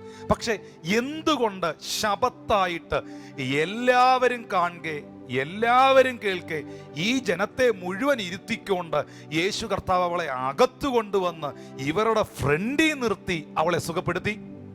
ഇതിനകത്ത് എനിക്ക് മനസ്സിലാക്കാൻ കഴിയുന്നൊരു സന്ദേശം, നീ ആരുടെ മുൻപിൽ കൂനി നടന്നോ, ഏത് സമൂഹത്തിൻ്റെ മുൻപിൽ നീ നിന്ദിക്കപ്പെട്ടോ, ഏത് സമൂഹത്തിൻ്റെ മുൻപിൽ നീ ഒരു പരാജയമാണെന്ന് വിധി എഴുതിയോ, ഏത് സമൂഹത്തിൻ്റെ മുൻപിൽ നീ തകർന്നുവെന്ന് ലോകം പറഞ്ഞോ, അതേ സമൂഹത്തിൻ്റെ മുൻപിൽ, അതേ ജനത്തിൻ്റെ മുൻപിൽ, അതേ ആൾക്കാരുടെ മുൻപിൽ നിന്നെ നിവർത്തി നിർത്തി മാനിക്കുന്ന, നിന്റെ തലയെ ഉയർത്തിപ്പിടിക്കുന്ന ഒരു സർവശക്തനാകുന്ന ദൈവം ജീവിക്കുന്നു. അതുകൊണ്ടാണ് സങ്കീർത്തന പുസ്തകം 3-ാം അധ്യായത്തിൽ എഴുതിയിരിക്കുന്നത്, യഹോവേ നീ എൻ്റെ മഹത്വവും എൻ്റെ പരിചയം എൻ്റെ തലയെ ഉയർത്തുന്നവനുമാകുന്നു. ഹല്ലേലൂയ. യഹോവേ നീ എൻ്റെ മഹത്വമാണ്, നീ എൻ്റെ പരിചയമാണ്, നീ എൻ്റെ തലയെ ഉയർത്തുന്നവനാണ്. ഈ സന്ദേശം നിങ്ങൾ കേൾക്കുമ്പോൾ നിങ്ങൾ നിന്ദിക്കപ്പെട്ട മേഖലകളിൽ, നിങ്ങൾ പരിഹസിക്കപ്പെട്ട മേഖലകളിൽ, നിങ്ങൾ കൂനിക്കൂടി നടന്ന മേഖലകളിൽ, നിന്റെ ജീവിത പരാജയങ്ങളെ ആഘോഷിച്ചവരുടെ നടുവിൽ, നിന്നെ പരിഹസിച്ച് പരിഹാസപാത്രമെന്ന് വിധി എഴുതിയവരുടെ നടുവിൽ എത്ര പേർക്ക് വിശ്വസിക്കാൻ കഴിയും? ആ സമൂഹം ജീവനോടിരിക്കുമ്പോൾ തന്നെ, ആ സമൂഹം നിലനിൽക്കുമ്പോൾ തന്നെ അവരുടെ മധ്യേ എൻ്റെ സാഹചര്യങ്ങളെ മാറ്റി അവരുടെ കൺമുൻപിൽ എന്നെ തല ഉയർത്തി നിർത്തുവാൻ കഴിയുന്ന, നടത്തുവാൻ കഴിയുന്ന ഒരു നല്ല കർത്താവിനെ ഞാൻ സേവിക്കുന്നു. ഞാനിത് പ്രസംഗിക്കുമ്പോൾ ഇത് കേവലം ഒരു പ്രസംഗമല്ല, ഇത് പലരുടെ അനുഭവമാണ്. ഈ മെസ്സേജ് കേട്ടുകൊണ്ടിരിക്കുമ്പോൾ ഇത് നിങ്ങളുടെ അനുഭവമാണ്. നിങ്ങളൊന്ന് ചിന്തിച്ചു നോക്കിയേ, കഴിഞ്ഞ കാലങ്ങളിൽ നിങ്ങൾ കടന്നുപോയ സാഹചര്യങ്ങൾ, നിങ്ങളെ വിവാഹം കഴിപ്പിച്ചു കൊണ്ടുവന്ന ഭവനത്തിൽ, നിങ്ങൾ ജനിച്ചു വളർന്ന വീട്ടിൽ, നിങ്ങളുടെ സമൂഹത്തിൽ, നിങ്ങൾ പോയിക്കൊണ്ടിരുന്ന മേഖലകളിൽ, എവിടെയെല്ലാം, ഏതെല്ലാം സാഹചര്യങ്ങളിൽ നിങ്ങൾ തകർന്നു, നിങ്ങൾ തരിപ്പണമായി, നിങ്ങൾ ഒറ്റപ്പെട്ടു, ഹല്ലേലൂയ, ഒരു നിന്ദാപാത്രമായി തകർന്ന മേഖലകളിൽ നിന്റെ തലമുറകളെ ദൈവം മാനിച്ചില്ലേ? നിന്റെ കുടുംബത്തെ ദൈവം മാനിച്ചില്ലേ? നിന്റെ ജീവിതത്തെ ദൈവം മാനിച്ചില്ലേ? അവരുടെയൊക്കെ നടുവിൽ കർത്താവ് നിന്നെ തല ഉയർത്തി നിർത്തിയില്ലേ? ജോഷുവയുടെ ദൈവം പറഞ്ഞല്ലോ, ജോഷുവ ഈ ജനം കാണുകെ ഞാൻ നിന്നെ ഉന്നതനാക്കും. അങ്ങനെയാ ജോഷുവയുടെ ദൈവം പറഞ്ഞേ, ജോഷുവ ഈ ജനം കാണുകെ, ഹല്ലേലൂയ, നിന്നെ ഞാൻ ഉന്നതമാക്കും. യാസറിന്റെ കല്ലറവാതിക്കൽ യേശു കർത്താവ് നിൽക്കുമ്പോൾ പ്രാർത്ഥിച്ച ഒരു പ്രാർത്ഥനയുണ്ട്. 4 ദിവസമായി നാറ്റം വെച്ച് ലാസറിന്റെ കല്ലറവാതിക്കൽ യേശു കർത്താവ് നിൽക്കുമ്പോൾ യേശു ഇങ്ങനെ പ്രാർത്ഥിച്ചു, പിതാവേ നീ എൻ്റെ അപേക്ഷ കേൾക്കുന്നതിനാൽ ഞാൻ നിന്നെ വാഴ്ത്തുന്നു. നീ എപ്പോഴും എൻ്റെ അപേക്ഷ കേൾക്കുന്നെന്ന് ഞാൻ അറിയുന്നു. എൻ്റെ പ്രാർത്ഥന നീ കേൾക്കുന്നവനാണെന്ന് എനിക്കറിയാം. പക്ഷേ എൻ്റെ ഈ ചുറ്റും നിൽക്കുന്ന ആൾക്കാർ വിശ്വസിക്കേണ്ടതിന്, അവർ കാണേണ്ടതിന് അവിടുത്തെ മഹത്വം വെളിപ്പെടുത്തണം. അങ്ങനെയാണെങ്കിൽ ചില ദൈവപ്രവർത്തികൾ ചിലർ കാണുകെ ദൈവം ഒരുക്കി വെച്ചിട്ടുണ്ട്. അത് വിശ്വസിക്കുന്നവർക്കായി ഞാൻ ദൈവത്തെ സ്തുതിക്കുന്നു പ്രിയപ്പെട്ടവരെ. അതിനായിട്ട് നമുക്ക് കർത്താവിനൊന്ന് നന്ദി പറയാം. ഇവിടെ എല്ലാം എനിക്ക് എടുത്തു പറയാനുള്ളത് ആ ഒബീഡിയൻസിനെ കുറിച്ചാണ്, ആ ഫെയ്ത്തിനെ കുറിച്ചാണ്. വിശ്വാസത്താൽ വയ്ക്കുന്ന ചുവടുകൾ, വിശ്വാസത്താൽ വയ്ക്കുന്ന അനുസരണങ്ങൾ, വിശ്വാസത്താൽ കാണിക്കുന്ന അനുസരണം, വിശ്വാസത്താൽ വയ്ക്കുന്ന ചുവടുവെപ്പുകൾ, ഇതൊക്കെ ഭയങ്കര ഇമ്പോർട്ടൻ്റ് ആണ്. എന്തൊക്കെ പരാജയപ്പെട്ടാലും നിങ്ങളുടെ വിശ്വാസം ഒരിക്കലും എങ്ങും പരാജയപ്പെടത്തില്ല. ഇത്രയും ജനം കാണുക, യേശു കർത്താവ് അവളെ തൊട്ടു. ഇനി ആ ഭാഗം ഞാനൊന്ന് വളരെ സവിസ്തരമായി ശ്രദ്ധിക്കേണ്ട ഒരു കാര്യമാണ്. രോഗബന്ധനം അഴിഞ്ഞെന്ന് പറഞ്ഞ് അവളുടെ മേൽ കൈവച്ചു. ബൈബിളിൽ രേഖപ്പെടുത്തിയിരിക്കുകയാണ്, ക്ഷണത്തിൽ അവൾ നിവർന്നു. അങ്ങനെയാണ് 13-ാം വാക്യത്തിൽ എഴുതിയിരിക്കുന്നത്. മണിക്കൂറുകൾ കഴിഞ്ഞല്ല, ദിവസങ്ങൾ കഴിഞ്ഞല്ല, നിങ്ങൾ അല്പം മുമ്പ് കണ്ട വീഡിയോയിൽ കണ്ടതുപോലെ ക്ഷണത്തിൽ അവൾ നിവർന്നു, ദൈവത്തെ മഹത്വപ്പെടുത്തി. ഹല്ലേലൂയ. ഞാനൊരു കാര്യം നിങ്ങളോട് പറയുന്ന സഹോദരങ്ങളെ, ഈ സഹോദരി കൂനി നടന്ന സമയത്ത് അവൾക്ക് ഈ താഴ്ചകൾ മാത്രമേ കാണാനുള്ളൂ, ഉയർച്ചകളൊന്നും അവൾക്ക് കാണാനില്ല. അവൾക്ക് ഉയർച്ചയിലേക്ക് നോക്കി ഒന്നും ചെയ്യാനില്ല. അവൾക്ക് നിവർന്ന് നടക്കാൻ പറ്റില്ല. അവൾ കൂനിയായ സ്ത്രീയാണ്. പക്ഷേ അധോഗതികൾ മാത്രം കണ്ടുകൊണ്ട്, താഴ്ചകൾ മാത്രം കണ്ടുകൊണ്ട് പൊയ്ക്കൊണ്ടിരുന്ന ആ സഹോദരി ഒറ്റ സെക്കൻഡ് കൊണ്ട് നിവർന്നു, നേരെയായി. നമ്മുടെ ഭാഷയിൽ പറഞ്ഞാൽ നേരെയായിട്ട് അവൾ ആദ്യം കണ്ടത് ആരുടെ മുഖമാണെന്നറിയാമോ? അവളെ സൗഖ്യമാക്കിയ യേശുവിൻ്റെ മുഖമാണ്. അവൾ ആരെയാ മഹത്വപ്പെടുത്തിയെന്നറിയാമോ? ദൈവത്തെ മഹത്വപ്പെടുത്തി. ദൈവത്തിൻ്റെ വിളി കേട്ട് ആ വിളിയിൽ വിശ്വസിച്ച് അനുസരണത്തോടെ അവൻ്റെ സന്നിധാനത്തിങ്കൽ വിശ്വാസത്തോടെ വന്നു നിൽക്കുന്ന ദൈവ പൈതലെ, വാത്സല്യ കുടുംബമേ, ദൈവത്തിൻ്റെ അഭിഷിക്തനെ, ദൈവത്തിൻ്റെ ദാസനെ, ദൈവത്തിൻ്റെ ദാസിയെ, കർത്താവ് നിങ്ങളുടെ ജീവിതത്തിൽ ഒരു മാറ്റം അയച്ചു കഴിയുമ്പോൾ, ദൈവം നിങ്ങളുടെ ജീവിതത്തിൽ ഒരു വ്യത്യാസം വരുത്തി കഴിയുമ്പോൾ, കർത്താവ് നിങ്ങൾ പ്രതീക്ഷിക്കാത്തൊരു കാര്യം നിങ്ങളുടെ ജീവിതത്തിൽ നൽകി കഴിയുമ്പോൾ, ഒരിക്കലും നിങ്ങൾ സമൂഹത്തെയോ നാട്ടുകാരെയോ ചുറ്റുപാടുകളെയോ നോക്കുന്നവരാകരുത്. ആരാണോ നിന്റെ അവസ്ഥയെ മാറ്റിയത്, ആരാണോ നിങ്ങളെ സുഖപ്പെടുത്തിയത്, ആരാണോ നിങ്ങൾക്ക് സമാധാനം നൽകിയത്, ആരാണോ നിങ്ങളെ നിവർത്തി നിർത്തിയത്, ആരാണോ നിന്റെ പാപങ്ങളെ വിമോചിപ്പിച്ചത്, നിങ്ങൾ അവൻ്റെ മുഖത്തേക്ക് നോക്കണം.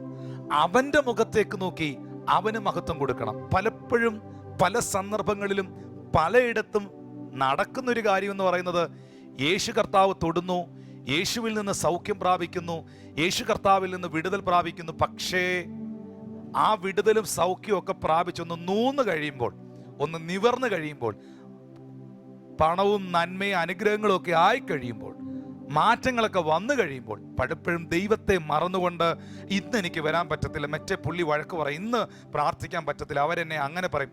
ഒരിക്കലും പാടില്ല. നിങ്ങളെ ആര് സുഖപ്പെടുത്തിയോ, നിങ്ങളെ ആര് വിടുവിച്ചോ, നിങ്ങളെ ആരാണോ സ്പർശിച്ചത്, നിങ്ങൾക്ക് ആരാണോ ഒരു പുതിയ ജീവിതം നൽകിയത്, നിങ്ങൾ അവനെ മഹത്വപ്പെടുത്തുന്നവനായിരിക്കണം. ഈ സൗഖ്യമായ മനുഷ്യൻ ബെഥെസ്ദാ കുളക്കരയിൽ 38 വർഷമായിട്ട് സൗഖ്യമായ മനുഷ്യനെ പരീശന്മാരെല്ലാം കൂടെ വളഞ്ഞിട്ട് പിടിച്ചിട്ട് അവനെ ഭയങ്കരമായിട്ട് ചോദ്യം ചെയ്തു. എന്നിട്ട് അവനോട് പറഞ്ഞു, നിന്നോട് ആരാ പറഞ്ഞേ ശബത്തിൽ കിടക്കയെടുത്ത് നടക്കാൻ? അവൻ, ആ കുളക്കരയിൽ കിടന്ന മനുഷ്യൻ അവരുടെ മുഖത്ത് നോക്കി പറഞ്ഞു, എന്നെ സൗഖ്യമാക്കിയവൻ എന്നോട് പറഞ്ഞു എഴുന്നേറ്റ് കിടക്കയെടുത്ത് നടക്കാൻ. എന്നെ സൗഖ്യമാക്കിയവൻ എന്നോട് പറഞ്ഞു. അപ്പോൾ ഞാൻ അനുസരിക്കേണ്ടത് നിങ്ങളെ അല്ല, ഞാൻ അനുസരിക്കേണ്ടത് എന്നെ വിടുവിച്ച, എനിക്ക് സമാധാനം നൽകിയ, എനിക്ക് സൗഖ്യം നൽകിയ എൻ്റെ കർത്താവിനെയാണ്. 14-ാമത്തെ വാക്യത്തിലേക്ക് വരുമ്പോൾ അവിടെ രേഖപ്പെടുത്തിയിരിക്കുകയാണ്. വാക്യം 14, യേശു ശബത്തിൽ സൗഖ്യമാക്കിയത് കൊണ്ട് പള്ളിപ്രമാണി നീരസപ്പെട്ടു.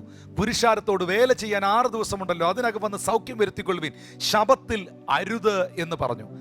ഇവിടെ 15-ാമത്തെ വാക്യം വളരെ ശ്രദ്ധേയമാണ്. യേശു അതിന് മറുപടിയായിട്ട് പറഞ്ഞത്, വാക്യം 15, കർത്താവ് അവനോട് വായിക്കാൻ ഭാഗം ദൈവദാസനെ, കപടഭക്തിക്കാരെ, നിങ്ങളിൽ ഓരോരുത്തൻ ശബത്തിൽ തൻ്റെ കാളയോ കഴുതയോ തൊട്ടിയിൽ നിന്ന് അഴിച്ചു കൊണ്ടുപോയി വെള്ളം കുടിപ്പിക്കുന്നില്ലയോ?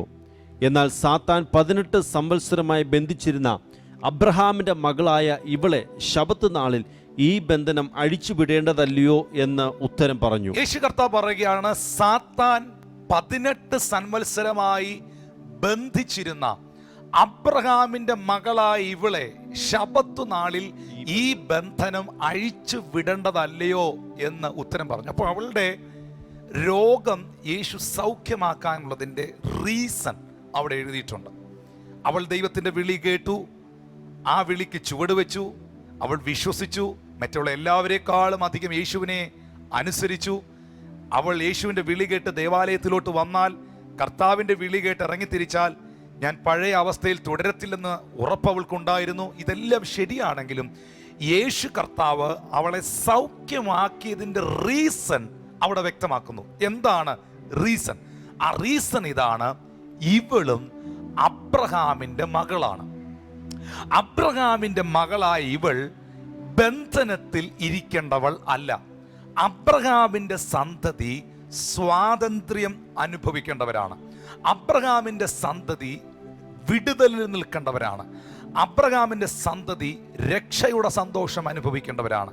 സക്കായിയുടെ ഭവനത്തിൽ യേശു കർത്താവ് പോകാനുള്ളതിൻ്റെ കാരണവും ഇവൻ എന്തിനീ പാപിയെ കൈക്കൊണ്ട് ഈ ചുങ്കക്കാരൻ്റെ കൂടെ വീട്ടിൽ പോകുന്നു എന്ന് അവർ ചോദിച്ചപ്പോഴും യേശു ഇതുപോലൊരു ഉത്തരമാണ് അവിടെയും പറഞ്ഞത്: ഇവൻ അബ്രഹാമിൻ്റെ മകനാകയാൽ ഈ ഭവനത്തിന് രക്ഷ വന്നിരിക്കുന്നു. അവൻ്റെ ഭവനത്തിലേക്ക് ഞാൻ പോകാനുള്ളതിൻ്റെ കാരണം, അവന് രക്ഷ ലഭിക്കുവാനുള്ളതിൻ്റെ കാരണം അവൻ അബ്രഹാമിൻ്റെ മകനാണ് എന്നുള്ളതാണ്. ഇവൾ 18 വർഷമായി സാത്താൻ ബന്ധിച്ചിരുന്ന ഈ സഹോദരിക്ക് ഞാൻ അവളുടെ ബന്ധനം അഴിക്കുവാനുള്ളതിൻ്റെ കാരണം, ഈ ശബത്തിൽ ഞാൻ പ്രവർത്തിച്ചതിൻ്റെ കാരണം അവൾ അബ്രഹാമിൻ്റെ മകളാണ്. ഇതൊരു റെവലേഷനാണ്. ഇതൊരു ആഴമേറിയ ഒരു ചിന്തയാണ്. അബ്രഹാമിൻ്റെ സന്തതികൾ, അബ്രഹാമിൻ്റെ ജനം, അല്ലെങ്കിൽ അബ്രഹാമിൻ്റെ മക്കൾ ബന്ധനത്തിലും തകർച്ചയിലും തുടരാനുള്ളവരല്ല. അവർ വാഗ്ദത്വങ്ങൾ സ്വായത്തമാക്കി അനുഭവിച്ചുകൊണ്ട് ജീവിക്കുവാനുള്ളവരാണ്. ഞാൻ ചില വേദഭാഗങ്ങൾ കർത്താവിന്റെ ദാസൻ വായിക്കുമ്പോൾ നിങ്ങൾക്കത് കുറച്ചും കൂടെ വ്യക്തമാകും. ആരാണ് അബ്രഹാമിൻ്റെ സന്തതികൾ? എന്താണ് അതിൻ്റെ പ്രത്യേകത? ഗലാത്യർക്കെഴുതിയ ലേഖനം 3-ാമത്തെ അധ്യായം അതിൻ്റെ 29-ാമത്തെ വാക്യം ദയവായിട്ടൊന്ന് ശ്രദ്ധിക്കാം. ഗലാത്യർക്കെഴുതിയ ലേഖനം 3-ാം അധ്യായം അതിൻ്റെ 29-ാമത്തെ വാക്യം: ക്രിസ്തുവിൻ ഉള്ളവർ എങ്കിലോ നിങ്ങൾ അബ്രഹാമിന്റെ സന്തതിയും വാഗ്ദത്ത പ്രകാരം അവകാശികളുമാകുന്നു. അപ്പോൾ ആരാണ് പുതിയ നിയമസഭയിലേക്ക് വരുമ്പോൾ, പുതിയ നിയമസഭയിൽ ആരാണ് അബ്രഹാമിന്റെ സന്തതി? ക്രിസ്തുവിനുള്ളവർ, യേശു ക്രിസ്തുവിൽ വിശ്വസിക്കുന്നവർ. ഒന്നും കൂടെ ഞാൻ ആ കാര്യം നിങ്ങളോട് എടുത്തു പറയുന്നു, നിങ്ങളുടെ ജീവിതത്തിൽ ഒരു വിടുതൽ ഉണ്ടാകേണ്ടതിന്. അബ്രഹാമിന്റെ മകൾ സാത്താനി ബന്ധനത്തിൽ ഇരിക്കാൻ പാടില്ല. അബ്രഹാമിന്റെ സന്തതി പാപിയായി തുടരാൻ പാടില്ല. ഈ കാരണം കൊണ്ടാണ് സക്കായിയെയും ഈ കൂനിയായ സ്ത്രീയും ഒക്കെ യേശു വിടുവിച്ചത് എന്നുള്ളത് ഇവിടെ വ്യക്തമാണ്. എന്നാൽ അബ്രഹാമിന്റെ സന്തതി എന്ന് പറയുന്നത് നമ്മളെ സംബന്ധിച്ച് ആരാണ്? അബ്രഹാമിന്റെ സന്തതി ഇസ്രായേൽ ജനമാണ്, യഹൂദന്മാരാണെന്നുള്ളത് ചരിത്രപരമായി വ്യക്തമാണ്. പക്ഷെ അതിനകത്തൊരു വ്യത്യാസം വന്നിട്ടുണ്ട്. കാട്ടൊലിവായ നമ്മെ നാട്ടൊലിവിനോടുകൂടെ ചേർത്തൊട്ടിച്ചു, നല്ല ഒലിവിനോടുകൂടെ ചേർത്തൊട്ടിച്ചു. ആ നല്ല ഒലിവ് ആരാണ്? നമ്മുടെ കർത്താവായ യേശു ക്രിസ്തുവാണ്. ക്രിസ്തുവിനുള്ളവരെങ്കിലോ നിങ്ങൾ അബ്രഹാമിന്റെ സന്തതിയാണ്.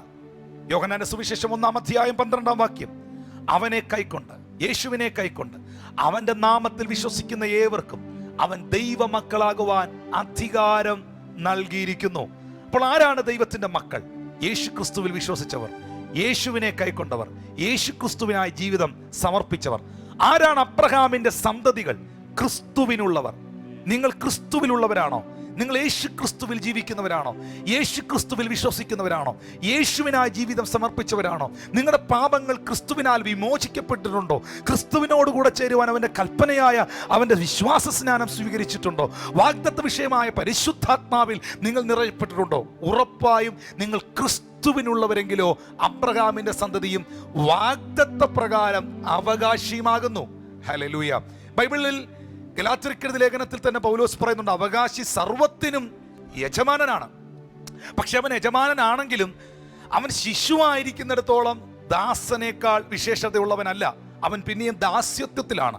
നാം മനസ്സിലാക്കേണ്ട ഒരു കാര്യം, എന്ന് നമ്മൾ യേശുക്രിസ്തുവിൽ വിശ്വസിച്ചോ, എന്ന് നമ്മൾ കർത്താവിലേക്ക് വന്നോ, നാം ആ ദാസ്യത്വത്തിന്റെ ആത്മാവിൽ നിന്ന് അപ്പാ പിതാവേ എന്ന് വിളിക്കുന്ന പുത്രത്വത്തിന്റെ ആത്മാവിനെ പ്രാപിച്ചു. നാം ദാസന്മാരും ദാസിമാരുമല്ല, പുത്രന്മാരും പുത്രിമാരും ദൈവിക അവകാശികളുമായി തീർന്നു. അവകാശി സർവത്തിനും യജമാനനാണ്. നോക്കിയേ, അബ്രഹാമിന്റെ മക്കൾ ആരാണ് എന്നുള്ളത് വളരെ ക്ലിയർ ആയിട്ട് ഗലാത്യർക്കെഴുതിയ ലേഖനം 3-ാം അധ്യായത്തിന്റെ ഇപ്പൊ വായിച്ച 3-ാം അധ്യായത്തിന്റെ 6-7 വാക്യങ്ങളിൽ എഴുതിയിട്ടുണ്ട്. അതിന്റെ 6-7 വാക്യങ്ങൾ ഒന്ന് ശ്രദ്ധിക്കാമോ? അബ്രഹാം ദൈവത്തിൽ വിശ്വസിച്ചു, അതവന് നീതിയായി കണക്കിട്ടു എന്നുണ്ടല്ലോ. അതുകൊണ്ട് വിശ്വാസികൾ അത്രേ അബ്രഹാമിന്റെ മക്കളെന്ന് അറിയുവീൻ. അതുകൊണ്ട് വിശ്വാസികൾ അത്രേ അബ്രഹാമിന്റെ മക്കൾ എന്നറിയുവിൻ. ഞാൻ നിങ്ങളോട് ചോദിക്കട്ടെ, നിങ്ങളൊരു വിശ്വാസിയാണോ? നിങ്ങൾ യേശു ക്രിസ്തുവിൽ വിശ്വസിക്കുന്ന വ്യക്തിയാണോ? ഇതിൽ കൂടുതൽ എന്ത് എക്സ്പ്ലനേഷൻ ഇതിനകത്ത് വേണം? ഇനി ഇതിനകത്ത് എന്ത് തിയോളജിയാണ് നമുക്ക് അറിയാനുള്ളത്? ഇനി ഇതിനകത്ത് എന്താ നമുക്ക് വളരെ ആഴമേറിയ ഒരു പഠനത്തിന്റെ ആവശ്യം? പഠിക്കുന്നത് വളരെ നല്ലതാണ്, പക്ഷേ എത്ര വ്യക്തമായിട്ടാണ് എഴുതിയിരിക്കുന്നത്. വിശ്വാസികൾ അത്രേ അബ്രഹാമിന്റെ മക്കൾ എന്നറിവിൻ. യഹൂദന്മാരെന്ന് പറയുന്ന ഒരു കാറ്റഗറി മാത്രമല്ല. ആരൊക്കെ യേശു ക്രിസ്തുവിൽ വിശ്വസിച്ചോ, ആരൊക്കെ അവന്റെ ക്രൂശ് മരണത്തിൽ വിശ്വസിച്ചോ, പാപങ്ങളെ ഏറ്റുപറഞ്ഞ് യേശു ക്രിസ്തു ക്രൂശിൽ മരിച്ച ആ മരണത്തിലൂടെ വെളിപ്പെട്ട ലഭ്യമായ സാധ്യതകളെ വിശ്വസിച്ച് ജീവിതത്തിൽ ഏറ്റെടുത്തോ, അവരെല്ലാവരും അബ്രഹാമിന്റെ മക്കളാണ് എന്നുള്ളതാണ് തിരുവെഴുത്തിൽ എഴുതിയിരിക്കുന്നത്. അവർ ശാപത്തിന്റെ കീഴിലല്ല, അവർ പാപത്തിന്മയുടെ കീഴിലല്ല. പാപം അവരിലുണ്ടെങ്കിൽ ആ പാപത്തെ വിമോചിപ്പിക്കുവാൻ കഴിവുള്ള വിമോചകനായ ക്രിസ്തു അവർക്ക് വേണ്ടിയുണ്ട്. മരത്തിന്റെ മേൽ തൂങ്ങുന്നവനെല്ലാം ശപിക്കപ്പെട്ടവനെന്ന് എഴുതിയിരിക്കുന്ന പോലെ ക്രിസ്തു നമുക്ക് വേണ്ടി ശാപമായി. ന്യായപ്രമാണത്തിന്റെ കീഴിൽ കിടന്ന് നമ്മെ അവൻ വിലയ്ക്ക് വാങ്ങി. ആ 14-ാമത്തെ വാക്യം ഒന്ന് വായിക്കാം. 3-ന്റെ 14 3-14. അബ്രഹാമിന്റെ അനുഗ്രഹം ക്രിസ്തുയേശുവിൽ ജാതികൾക്ക് വരേണ്ടതിന് നാം ആത്മാവെന്ന വാഗ്ദത്ത വിഷയം വിശ്വാസത്താൽ പ്രാപിപ്പാൻ തന്നെ. അബ്രഹാമിന്റെ അനുഗ്രഹം, ആ ബ്ലെസ്സിങ് എന്താണ്? അതൊരു ഗ്രേറ്റ് ബ്ലെസ്സിങ് ആണ്. അതൊരു വലിയ അനുഗ്രഹം തന്നെയാണ്. ആ അനുഗ്രഹം എങ്ങനെയാണ് നമ്മുടെ മേൽ വരുന്നത്? ക്രിസ്തുയേശുവിലൂടെ, യേശു ക്രിസ്തുവിലൂടെ ജാതികളുടെ മേൽ വരേണ്ടതിന് നാം ആത്മാവെന്ന വാഗ്ദത്ത വിഷയം വിശ്വാസത്താൽ പ്രാപിപ്പാൻ തന്നെ. ഹല്ലേലൂയ. പരിശുദ്ധാത്മാവിൽ നിറയപ്പെട്ട ദൈവപൈതലേ, യേശു ക്രിസ്തുവിൽ വിശ്വസിക്കുന്ന ദൈവപൈതലേ, ആ അനുഗ്രഹം താങ്കളൊരു ജാതിയായിരിക്കാം, ആ ജാതികളുടെ മേൽ വരുന്നു ഈ അബ്രഹാമിന്റെ അനുഗ്രഹം യേശു ക്രിസ്തുവിലുള്ള വിശ്വാസത്താൽ. ഇനി ഗലാത്യർ 4-ന്റെ 6-7 വാക്യങ്ങൾ വായിക്കുമ്പോൾ, ഗലാത്യർ 4-ന്റെ 6-7 വാക്യങ്ങൾ വായിക്കുമ്പോൾ, നിങ്ങൾ മക്കളാകൊണ്ട് അബ്ബാ പിതാവേ എന്ന് വിളിക്കുന്ന സ്വപുത്രന്റെ ആത്മാവിനെ ദൈവം നമ്മുടെ ഹൃദയങ്ങളിൽ അയച്ചു. അങ്ങനെ നീ ഇനി ദാസനല്ല, പുത്രനത്രേ. പുത്രനെങ്കിലോ ദൈവഹിതത്താൽ അവകാശിയുമാകുന്നു. നിങ്ങൾ പുത്രനാണെങ്കിൽ, നിങ്ങൾ ആ പുത്രിയാണെങ്കിൽ ദൈവഹിതത്താൽ അവകാശിയാകുന്നു. ആ അവകാശമാണ് ഈ കൂനയായ സ്ത്രീക്ക് ലഭിച്ച സൗഖ്യം. ആ അവകാശമാണ് സക്കായിക്ക് ലഭിച്ച രക്ഷ. ആ അവകാശമാണ്, ആ ഇൻഹെറിറ്റൻസ് ആണ് ഇന്ന് ഈ സന്ദേശം കേട്ടോണ്ടിരിക്കുന്ന നിങ്ങൾ മനസ്സിലാക്കേണ്ടത്. ഈ വചനം നിങ്ങൾ കേട്ടോണ്ടിരിക്കുമ്പോൾ അവകാശികളാണ് നമ്മൾ, അടിമകളല്ല ക്രിസ്തുവിൽ എന്ന സത്യം തിരിച്ചറിയുക. അടിമത്വത്തിൽ നിന്നും, യോഹന്നാൻ 8:36, പുത്രൻ നിങ്ങൾക്ക് സ്വാതന്ത്ര്യം വരുത്തിയാൽ നിങ്ങൾ സാക്ഷാൽ സ്വതന്ത്രരാകും. പാപത്തിന്റെ അടിമത്വത്തിൽ നിന്ന് യേശു ക്രിസ്തു സ്വാതന്ത്ര്യം നൽകി. രോഗങ്ങളുടെ, ശാപങ്ങളുടെ, തിന്മകളുടെ അടിമത്വത്തിൽ നിന്ന് യേശു ക്രിസ്തു നമുക്ക് സ്വാതന്ത്ര്യം നൽകി. ആ കർത്താവായ യേശു ക്രിസ്തുവിന്റെ സ്പർശനവും, ആ കർത്താവായ യേശു ക്രിസ്തുവിന്റെ വിളിയും, ആ കർത്താവായ യേശു ക്രിസ്തു നൽകിയിരിക്കുന്ന വചനങ്ങളും വാഗ്ദത്തങ്ങളും വിശ്വസിക്കുവാൻ കഴിഞ്ഞാൽ നിങ്ങളും അബ്രഹാമ്യ അനുഗ്രഹങ്ങൾക്ക് അവകാശികളായി തീരുന്നു. അത് നിങ്ങൾക്കും സ്വീകരിക്കാൻ കഴിയും, നിങ്ങൾക്കത് വിശ്വസിക്കാൻ കഴിയണമെന്നുള്ളതാണ് വളരെ സത്യമായിട്ടുള്ള കാര്യം. യേശു പറയുന്നു, കഴിഞ്ഞ 18 സംവത്സരമായി രോഗാത്മാവ് ബാധിച്ചിട്ട് നീ വരുവാൻ കഴിയാത്ത ഈ സ്ത്രീയെ ഞാൻ സുഖപ്പെടുത്തിയതിന്റെ കാരണം ഇവളും അബ്രഹാമിന്റെ മകളായതുകൊണ്ട്. സാത്താന്യ ബന്ധനത്തെ കർത്താവ് അവളിൽ നിന്നും തുടച്ചു മാറ്റി. ആ ബന്ധനം അവളുടെ മേൽ നിന്ന് കർത്താവ് അഴിച്ചുവിട്ടു. ഈ സന്ദേശം ഇന്ന് കേട്ടുകൊണ്ടിരിക്കുമ്പോൾ യേശു കർത്താവിൻ്റെ സ്പർശനം നിങ്ങളുടെ ബന്ധനങ്ങളെ തകർത്തു കളയും. യേശു കർത്താവിൻ്റെ സ്പർശനം നിങ്ങൾ ആയിരിക്കുന്ന അവസ്ഥകൾക്ക് വ്യത്യാസം വരുത്തും. യേശു കർത്താവിൻ്റെ സ്പർശനം നിങ്ങളുടെ ജീവിതത്തെ രൂപാന്തരപ്പെടുത്തും. യേശു കർത്താവിൻ്റെ സ്പർശനം നിങ്ങളുടെ ജീവിതത്തിൽ അത്ഭുതങ്ങളെ സൃഷ്ടിക്കും. യേശു കർത്താവിൻ്റെ സ്പർശനം നിങ്ങളുടെ മദ്യപാനത്തിൽ നിന്ന് നിങ്ങളെ വിടുവിക്കും. പ്രാർത്ഥിക്കാമോ? യേശുവേ, അങ്ങനെ ഒന്ന് തൊടണമേ. അവിടുത്തെ കരം ഈ ഞായറാഴ്ചയിൽ, ഈ പകലിൽ എൻ്റെ മേലൊന്ന് വെക്കണമേ, എൻ്റെ തലമുറയുടെ മേലൊന്ന് വെക്കണമേ. യേശു അവളെ കണ്ടു, അവളുടെ കൂന് നിവർന്നില്ല. യേശു അവളെ തൻ്റെ അടുക്കൽ വിളിച്ചു, അവളുടെ കൂന് നിവർന്നില്ല. യേശു അവളോട് സംസാരിച്ചു, അവളുടെ കൂന് നിവർന്നില്ല. എന്നാൽ യേശു അവളെ തൊട്ടു, യേശു അവളെ സ്പർശിച്ചു. ക്ഷണത്തിൽ അവൾ നിവർന്നു, ദൈവത്തെ മഹത്വപ്പെടുത്തി. പ്രതിസന്ധികളും പ്രശ്നങ്ങളും ഒക്കെ നിൽക്കുന്ന ഈ സാഹചര്യത്തിൽ നമ്മുടെ മൈൻഡ് ഒന്ന് റിഫ്രഷ്ഡ് ആകുവാൻ, നമുക്ക് ആത്മാവിൽ നിന്ന് ബലപ്പെടുവാൻ കഴിയണം. ഈ സന്ദർഭത്തിൽ കർത്താവിൻ്റെ ഒരു സ്പർശനം നമ്മുടെ ദേശങ്ങൾക്ക് ആവശ്യമാണ്, രാജ്യങ്ങൾക്ക് ആവശ്യമാണ്, വ്യക്തികൾക്ക് ആവശ്യമാണ്. ദൈവമേ, ഞങ്ങളുടെ ദേശത്തെ അവിടുന്ന് തൊടണമേ, എൻ്റെ കുടുംബത്തെ അവിടുന്ന് തൊടണമേ. എല്ലാ വ്യക്തിത്വങ്ങളുടെ മേലും നിന്റെ സ്പർശനം ഉണ്ടാകണമേ. ഒന്ന് വാ തുറന്നൊന്ന് പ്രാർത്ഥിച്ച്, വിശേഷാൽ നിന്റെ വിളി കേട്ട്, നിന്റെ ശബ്ദത്തിൻ്റെ മുൻപിൽ ഒരു സാഹചര്യങ്ങളെയും നോക്കാതെ നിനക്ക് വേണ്ടി നിന്റെ അരികിൽ വന്ന എൻ്റെ വ്യക്തിപരമായ ജീവിതത്തിൽ നിന്റെ സ്പർശനത്തെ അവിടുന്ന് നൽകണമേ. Thank you Jesus. ഇന്ന് ഈ സന്ദേശത്തിലൂടെ അവിടുന്ന് എന്നെ കേൾപ്പിച്ച എല്ലാ ദൂതുകൾക്കായും സ്തോത്രം. ഞാൻ യേശു ക്രിസ്തുവിലുള്ള വിശ്വാസത്താൽ അബ്രഹാമിൻ്റെ മകന്, അബ്രഹാമിൻ്റെ മകളാന്ന് വാ തുറന്ന് പറഞ്ഞ്, I am the seed of Abraham, I am the seed of Abraham. വാ തുറന്ന് നിങ്ങൾക്കത് പറയാൻ കഴിയുമോ? അബ്രഹാമിൻ്റെ സന്തതിയെ തൊടുവാൻ, അബ്രഹാമിൻ്റെ സന്തതിയെ ബന്ധനത്തിൽ തുടരുവാൻ പിശാച് നിനക്ക് സാധ്യമല്ല. അവർ വിടുതലുകൾക്ക് അവകാശികളാണ്, അവർ അനുഗ്രഹങ്ങൾക്ക് അവകാശികളാണ്, അവർ സമാധാനത്തിന് അവകാശികളാണ്, അവർ ദൈവിക നന്മകൾക്ക് അവകാശികളാണ്.